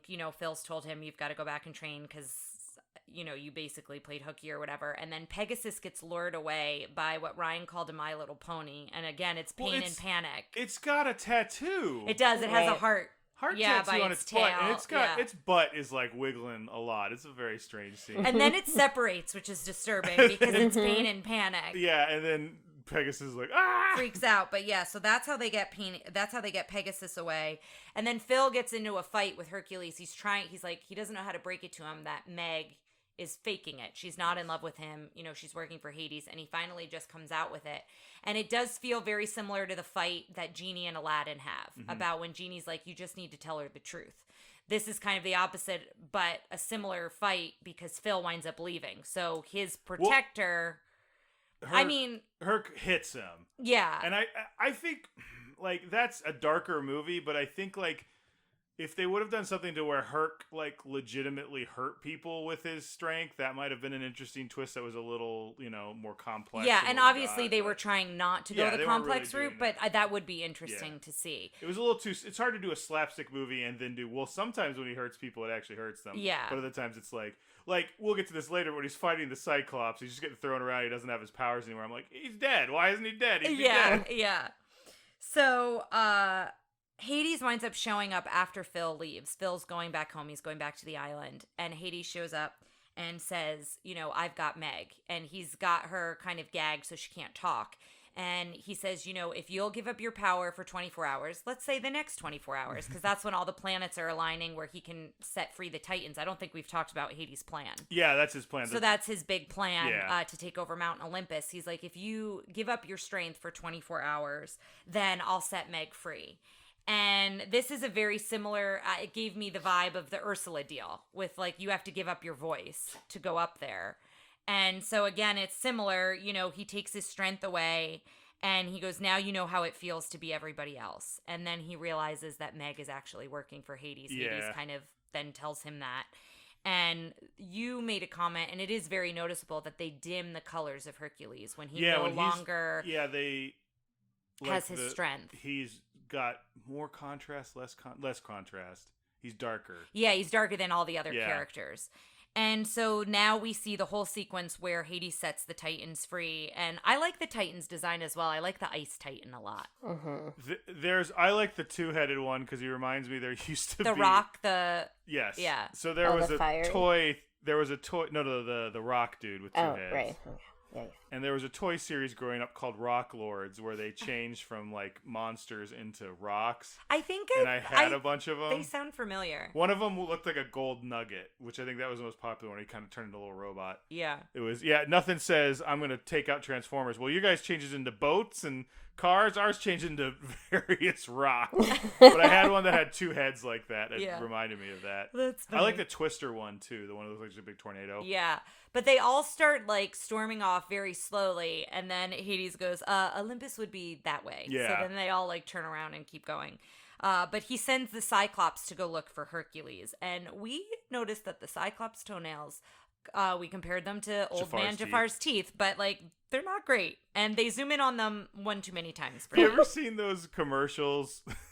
With the like fungus? With the like goblin that like goes, I live under your toenails. Yes, I hate those commercials. I'm just like, but it's always like, it's like a midday commercial. So you're like, oh, we'll be right back with, Kelly Ripa. I live under your toenails. Yeah, like, no. It's terrible. It's gross. So Meg winds up, we're starting to see Hercules try to fight Cyclops, and she's like, you're gonna die, and he's like, there could be worse things. He's just kind of given up. Like, he's really pretty upset about that Meg duped him like this. And I like how they animate him when he is fighting. I know you make the comment that he should be dead fighting yes. Cyclops at all, but they do give him like black eyes and bruises on his arms, and so I thought that was an interesting choice. I like that they did that. But she takes Pegasus to go find Phil. And everyone on Olympus is getting captured at this point, except Zeus, by the Titans. And then this is where Hades finally comes up and reveals that he's been behind all of it. Like, this has been his plan. And so Meg winds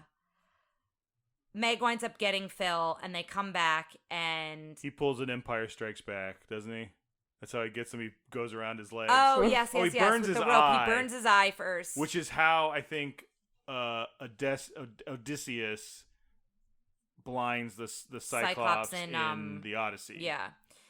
And so he's battling him, and Meg, something's about to fall on Hercules, and she says, look out, it's like a column, I think. Yeah. And then she winds up getting hit. And I believe a Doric column. I don't want to commit to it. It might have been Ionic, but I know Ryan showed off all his column knowledge when we were in Italy. Thank you, Mr. Wellborn. Yes, when we were at There are 4 types of columns. Do you know the 4 types?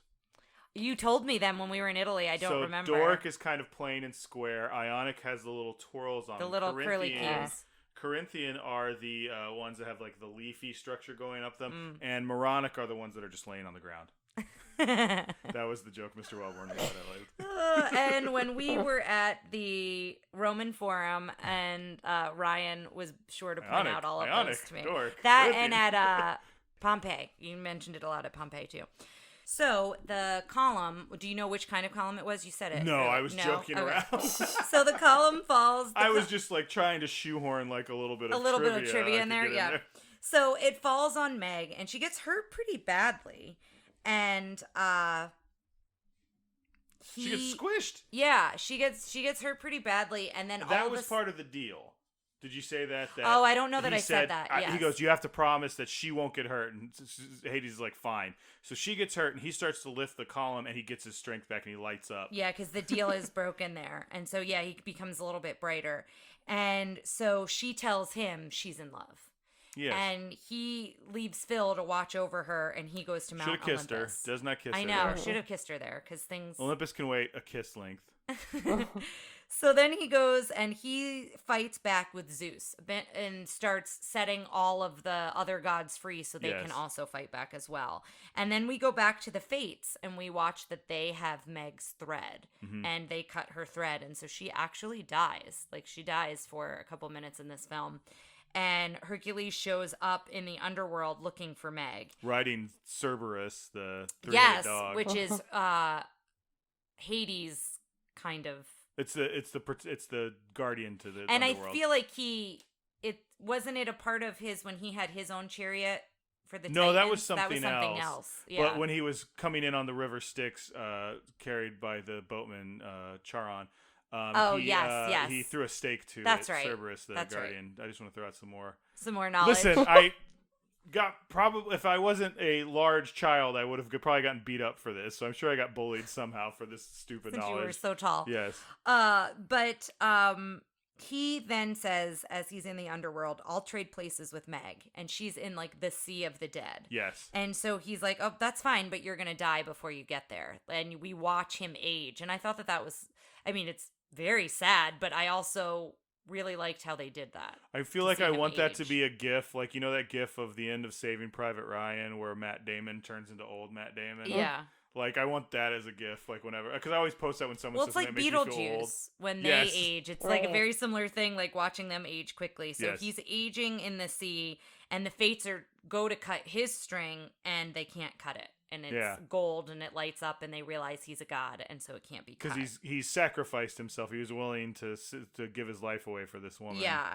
And so he brings her soul back, and Hades then winds up going into the Sea of the Dead. So what do we think happens to Hades? He gets out because, like, he shows up again in 8 million different things. Oh, but okay. I think that's why they said, when he gets out, he's going to be upset. And then like, they say if he gets out. Like, I think it's just he's in there for a while. He's going to get out. Yeah. Because the whole thing is Hercules can get out because he's a god.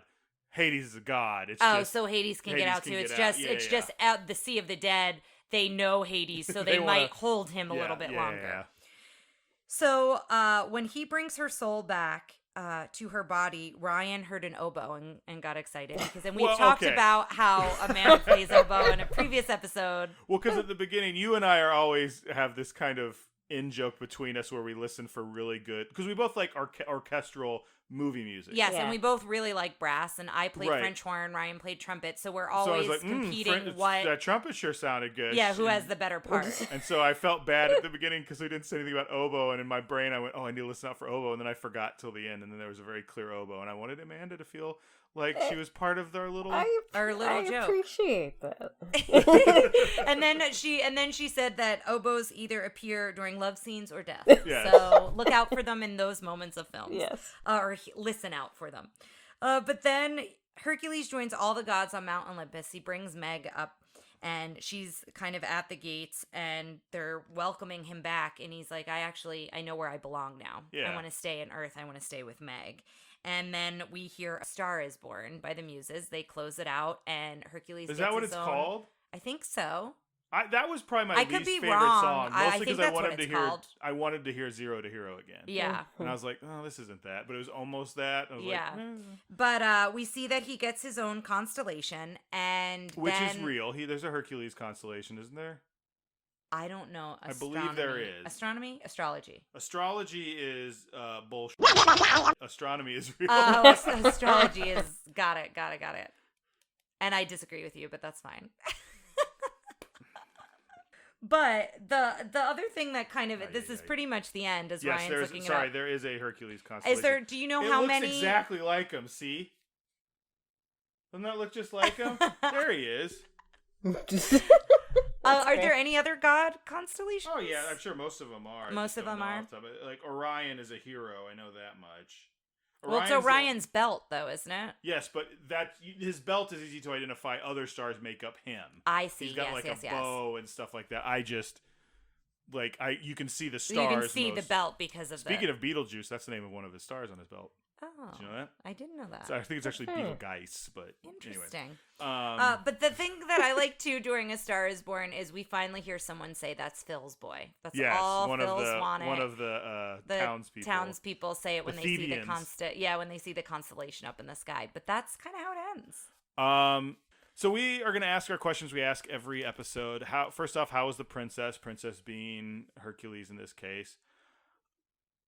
I liked him. Yeah. But he's kind of, like I said earlier, he's Superman to me. Superman is not the most interesting superhero to me. I thought he did some stuff that was more interesting. Like I liked his journey of discovering where he belonged and like, you know, falling in love with Meg and that thing, but yeah, there are like they really tried hard to give him qualities that would be relatable to us, but like I still kind of think it was lost in like his naivety and his like sense of belonging, like not feeling like he belongs, and it's also like because of how godlike he is, it's like really hard to relate to him. Well, it's also a shorter, like, I'm kind of interested to watch the cartoon show now because I'm interested to see, like, do they cover that more, right? Yeah. Yeah, and I can't remember if they do or not, but I'm kind of with you guys. I enjoyed him as a character, but I think there were more interesting characters that were surrounding him that I enjoyed more than the hero and the like focus of the film. Yes. Right. And let's go into that right now with the prince, who was Megara, who I loved her. Like I said, I loved her. Sometimes it felt like she was drawn with a little bit of a va-va-voom quality, like a little bit of a male gaze, but she was just so interesting, like still flirty and everything, but like I think she had it's interesting to say she had a lot of agency where her whole role is being manipulated by Hades. Yeah. But her as a character felt like she's very independent in the sense of if she wasn't being like she had this independence to her even though she was doing someone else's bidding, I guess. I don't know if that's I agree with that. Like, it's her person. Like, she has a very well-rounded personality, I think, just in general. And I think that definitely contributes to a feeling of agency in her. Yeah, I just liked her spunk. I liked her attitude. I gotta say, her and Esmeralda kind of get the short end of the stick, in that I don't think either of them are considered actual Disney princesses. And I really think they should be. I don't think they're technically princesses. I mean, they're not technically princesses, but I mean, Right. How was the sidekick henchman? I liked Phil when he wasn't being a creep. He had some funny jokes, and I think he's got some heart to him. But yeah, there were some cringy scenes with him, which were unfortunate. They didn't age well. Pegasus, I think, is also a sidekick. I liked Pegasus. He's cute. Funny, and I liked his relationship, like him being very protective of Hercules. I liked that as well. Pain and Panic, I enjoyed more than I remembered enjoying Yeah, exactly the same. I totally agree with you. Yeah, I enjoyed them way more than I thought I was going to. I'm a very strangely big Matt Frewer fan, who is Panic. And the other one was Bobcat Goldthwait. Yes. Oh yeah. But Matt Frewer, you guys might know him. He was the neighbor dad in Honey, I Shrunk the Kids. Okay. I'm trying. I mean, I've seen You've it, seen but him not in enough. He was in The Stand, which is probably why I like him a lot. They tried to do a movie that was going to turn into an X-Men TV show pilot in the late 90s, and he was the bad guy in that, and I loved it. It was an awful movie called Generation X. But anyway, he's Max Headroom. You don't know Max Headroom? Do you know Max Headroom? Sounds really familiar. He was supposed to be a computer-generated image, but it was just kind of like a live shot, and they did some computer stuff over it. But he was like, "I'm Max Headroom," like, and he kept like skipping and stuff. Yeah, I don't know. And he was on like Coca-Cola commercials. Got it. Now's where we cut to the gif of Hercules getting older as I'm trying to like reference this thing. Anyway, sorry. All right. So, what was everyone's favorite musical number? Oh, don't go with me first. Zero to Hero was mine. Yeah, so I'm torn between that and Meg's song. Like, I really like, especially the chorus in Meg's song. Yeah, I don't know. Meg's song is a strong second to me. Yeah. I will say I have had Go the Distance stuck in my head for the last few days. Mostly because this is Michael Bolton. Yeah. Which is interesting hearing him interviewed, because I expect him to be like, "I'm Michael Bolton." And he's just like, "Hey, I'm Michael Bolton, and I really like singing this song," and blah, blah, blah. And then he's like, like, it's just puts his emotion into a song. Yeah, because it's not. I mean, it's funny because I'm like, if I'd never heard you sing, I'd be like, I want to hang out with him. He just seems like, "Hey, yeah, I liked it. It's a cool movie." Blah, blah, blah. Like, yeah. He just seems like a dude. That's funny. I also like the Gospel Truth. I like the first song a lot too. It's really hard for me. I think I'm going to pick Meg's song, because I love singing that one. If it comes on, I'm like belting it out in my car or wherever. We'll have to, after this is over, watch her singing it live at the T23. Oh, yes, yeah. How does it hold up? We talked a little bit about female character agency. Does anybody have anything else they want to say about that? I mean, there's we talked about the cringiness of Phil, Yes. so I think that doesn't hold up. drinking and smoking. I don't even think there's any wine jokes. I guess the god of wine is like at the end pouring something. Also but Hades he's barely- smokes a cigar. He lights a cigar. Yes. Yes, right. he does smoke That's a right. cigar. When He's like watching the game, essentially, when he's battling Hydra, he kind of equates it to like a football game. yeah. Guns and firearms, there wasn't a lot. There's some sword play with the Hydra where he's like cutting off heads and stuff. Yeah. There are definitely some like violent scenes. So. I would say Yeah. the when we first see the Hydra, it's a bit intense. I will say that the way he comes out of the Hydra isn't as gory as it could be, but it is something that Disney doesn't do a lot. Like we see Yeah. the Hydra's blood; it's green, but It's a lot of like goo. Like I think it was kind of yeah. like ew, gross type stuff. I don't yeah, think but it was it is too something that's graphic. out of the ordinary for Disney. We usually Yes. don't see stuff like that. So I want to talk a little bit about ethnic representation because I know we have the Greek chorus is all black, but that's kind of the only characters we have in here. Like the cast, that's African American.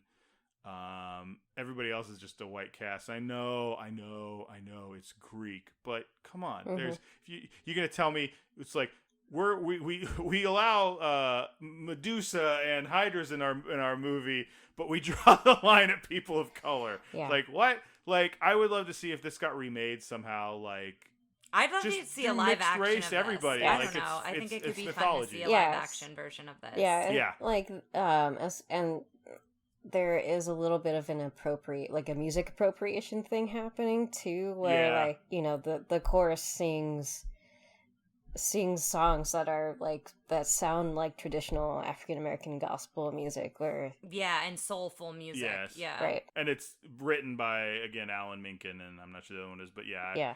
Yeah, it's again, we talked about this a little bit more on Hunchback, that we're on a trajectory, I think, to better times, but we're not quite hitting it in certain Right. points. And this is still like the colorblind era, so so now's of course the big question, the infallible villains. scientific villain score, in which we'll be ranking the god of the underworld himself, Hades. Let's start off with frightening. And I don't think he's as frightening as some villains, but when he freaks out, it is like, whoa. Yeah, you don't want to set off his temper. You Yes. realize that when his temper's set off, things are not great. But I think he thinks he's more frightening than he actually is. Right. I think he's a 2 or a 3. Yeah. yeah. What do you think? I think a 3. What do you think, Amanda? Oh, sorry. You're going to give him a 3? Yeah, I think a 3, because he definitely has like moments where like all the close-ups of his face and everything, like those are pretty scary. I'm gonna give him a 3 too, because even though the fates are the one that kind of decide when you go, he does have a lot of. I mean, he's ruling the underworld. Yeah, and I just think like that.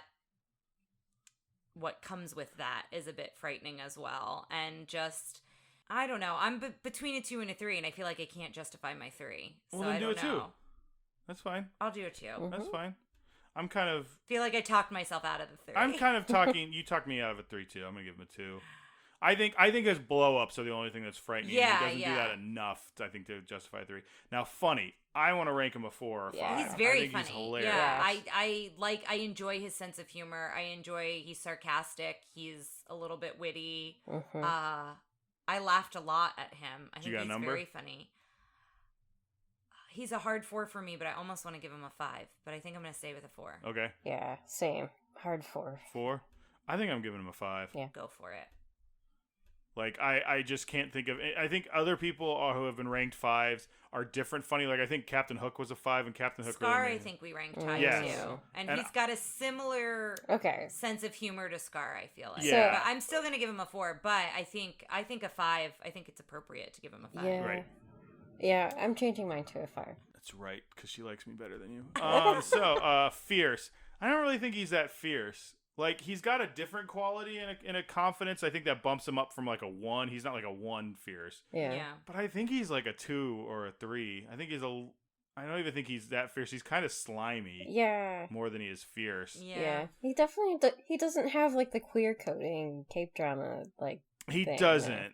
I mean, I don't necessarily want to turn this into I think turning the queer coding into one specific. I know this is drag queen energy, Right. but I think limiting it to one thing diminishes. I don't want to like pinhole it and be like that's just one of many things where it can be all of them. But like have a swagger, right? Yeah, That's sort of what I was. He has that. He's kind of like like he's got a. I give him a 2 because I think he's not a bumble. I think it's the same thing we talked about with Frollo yesterday, where I don't think he's a bumbling like buffoon, but I think that was his effectiveness. Yeah. But I still think he gets a 2. I think he's got some sort of confidence because he's like, hey, how's it going? I'm Hades. Like I think that's kind of like the schmoozing to me is a 2. What do you guys think? Tara wants to give him a 1. He's a really hard one for me to rate. I didn't expect him to be difficult to rate, and I'm really like on the fence with all these numbers. I think some of it is he breaks the mold so much in what we've seen. Yeah, I'm gonna give him a 2. Yeah, I'll give him a 2. Effective. I mean, he did control Olympus for a hot minute there. Does he actually, or does he just capture Zeus? It felt to me like he didn't actually. Like I think I'd give him a 4 in that he gets. I think he gets the Titans out. Yes. He gets them to Olympus. They capture all of the gods, including Zeus. Zeus is all like up in a lava like mountain. Like Zeus can't get out. Zeus can't fight. If Hercules didn't show up, which I know that's the if, but this is a Disney movie, I think he's a 5. You think that? I think he does everything. The only other thing he set out to accomplish was, I think we could say technically he had rule of Mount Olympus. He just didn't do anything with that rule because Hercules flew right in. But that kind of comes close to the Ursula fight. She was the Queen of the Seas for 8 minutes. But we gave her a 5 for that. That's what I'm saying. But for some reason to me, and I can't quite define you it. feel that he didn't have command of that. I went, oh yeah, he did get it for a second. I thought he captured Zeus, but I didn't feel like he had command of anything for a second. So that's just me explaining it. It's not necessarily arguing. See that. I can see that you didn't feel that like he was in command. It was more the Titans were doing the work. He didn't do anything. So that's why I'm giving him a 4. I see that. I'm gonna give him a 5. I'll give him a 5 as well. Design. Now he gets a good design for me because I like his Bic lighter head idea. I think his face is ugly. Fair. I think it's supposed to be ugly, but it's different from like this is an ugly face. It's just I don't like it. Like I don't like his face. Oh, interesting. So I don't think you like his teeth, even though you said that they're not that bad. They're not as. I said they're not as bad as Jafar. I said I like them better than Jafar's, but like I like a lot of things better than like getting run over by a car. Like it's a very low bar to get over, right?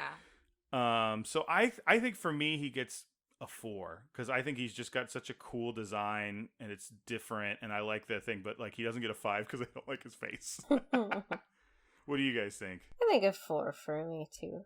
Yeah, I like his fire stuff. I think I'm gonna give him a 5. Are you? I really like Absolutely, how he floats. that's fine. Did you watch how he walks? I do. That's a good point too. Not even all his of the wispy like when they walk through him or his arm becomes stuff. That's cool. He's kind of like transparent a little. Is transparent or translucent? I don't know. Whatever. One of those. He's one of those. But I do like that he almost floats. Yes. Yeah. Like he floats around, and I like that. And I like the bit when Pegasus blows his hair out.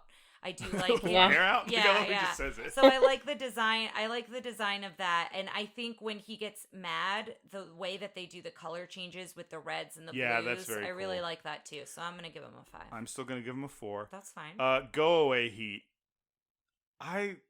So I think I'm gonna give him a 2 on Go Away Heat simply because he's voiced by James Wood, and James Wood is such a horrible, horrible person over the last decade, and I mean that honestly because it makes it hard for me to say I love because you hear that Hades voice because I go this guy. Yeah. And it was hard watching the making of because he's in it. Yeah, Right. Amanda, what'd you think? I'll give him a 2. Yeah. What do you think? I guess I'll give him a 2. Yeah, like I said, he's been you a can hard give him one. whatever you want. I don't know. I don't know why I'm having such a difficult time. This is the first villain I'm like, I'm not sure what to do. So You can give him a 1. Just means you appreciate him and his politics. I'll give him a 2. Okay. Yes factor, he's gonna get a 4 from me because again, he's not getting a full 5 because I think of what's pulling away in the Go Away Heat, and he's not my favorite villain, but I like him a lot. I do Like too. he's one of the reasons I think because he's anytime. It's always him. Like it's not like some other villains where it's like I don't know. I like Hades. I think he's a very interesting, cool villain. And there's a reason you see him used in Kingdom Hearts. And anytime when it's like, we have to get all the villains together, Hades is usually plays. I think he's elevated to a higher place than maybe if anyone else had played this character, he would be in the pantheon of villains. Mm-hmm. So what do you guys think? A 4, yeah. I'm between a 3 and a 4. Okay. Even though I loved his design a lot, I'm trying to think if I was like, yeah, when he came on the screen. And I don't necessarily know that I was. Okay. And I wonder if that would have changed if he had a song. Like, he doesn't have a song. That's a good point. So I think I'm going to give him a 3. Okay. I mean, it's not his fault he didn't have a song, but... Well, he will never hear about this. But... Ooh, he's got a pretty high score. Let's see where he ranks. He is, just for everyone following along home, he is currently ranked 23.7. So he's up with... Wasn't Frollo a 20-something? He's above Frollo. I know Okay. that much. I think Frollo was 20-something, but 23.7. Oh. He's with Oogie. He's above Oogie. Oh. I think this is a pretty good. I think he might be a little bit better than Matt. I think we ranked Madame Medusa a little high because she kidnapped a child. Yes. We ranked her high because she basically was doing enslaved enslaved a child. Yes, she enslaved a child. So he is 23.7, which puts him at number 14 right now. Wow. Pretty good rank for Hades. I think it's pretty. I think, like I said, I think he's often elevated because he's so different and like. When you he put does him break in the mold group, a lot of ways with a villain. I will say that. Yeah, no, I think he's in good company, and he's right above Ratigan. Okay, yes, so good work. I actually like whenever I was thinking about Hades, I was like, I bet he's gonna be in Ratigan's company. In the Ratigan this. area. Yeah. Well, he's right there with him. So now it's time for the final question: do we add this to our collection, or do we lock it away in the vault? And I think I can guess what everyone's gonna say. Yeah, definitely add it to the collection. Yes, yeah. Same. I liked it a lot. It's definitely one, and apparently and I've got a feel good. It makes it I enjoyed it, and I felt better after I watched. Like I felt good after I watched it. Yeah, absolutely. Amanda, thank you for the third time for course. joining us. Thank you. You know the drill. We always ask our guests to plug something, whether it's a personal project, something they've been enjoying during the pandemic, or I guess we can stop saying pandemic, some piece of media you've been enjoying at all, or just a sentiment you want to put out there in the world. Please feel free to plug away. Get vaccinated, everybody. Yeah, take care of your health. Yes. Absolutely. So next time, guys, we are going to do Mulan. Ooh. I know. I was surprised you didn't remember because I know how much you like Mulan. I really like Mulan, but now I'm curious. We'll see. We'll go with it. Absolutely. We'll look and see how well it holds up. Yeah. I'm sure there's going to be some issues. So we'll see. Dishonor on your family. Like, that's all I remember is Mushu You've yelling not at. seen it. I've seen it. This is like The Godfather where you think I haven't seen it. I could have sworn this is one you haven't seen. I have seen it. I was lying when I said I went off of Disney for a while. It was just Pocahontas. I don't know why I thought it was multiple things, but yeah, I've seen this one. Okay. So I will enjoy watching it again. We will have a very special guest, but until then, we'll see you next time, guys. Thanks for listening to Tara and Ryan's Princess Diaries. If you want to tell us your favorite Disney villain and why it's guest on, send us an email at trprincessdiaries@gmail.com. Or you can send a tweet about how great Maleficent is to @TRPDiaries. Check out our Facebook group by searching for Tara and Ryan's Princess Diaries. Tara and Ryan's Princess Diaries are available on iTunes, Stitcher, Spotify, Overcast, and many more. Wherever you hear us, please be our knight in shining armor and give us a 5-star review. Thanks again, and until next time, remember to always live happily ever after.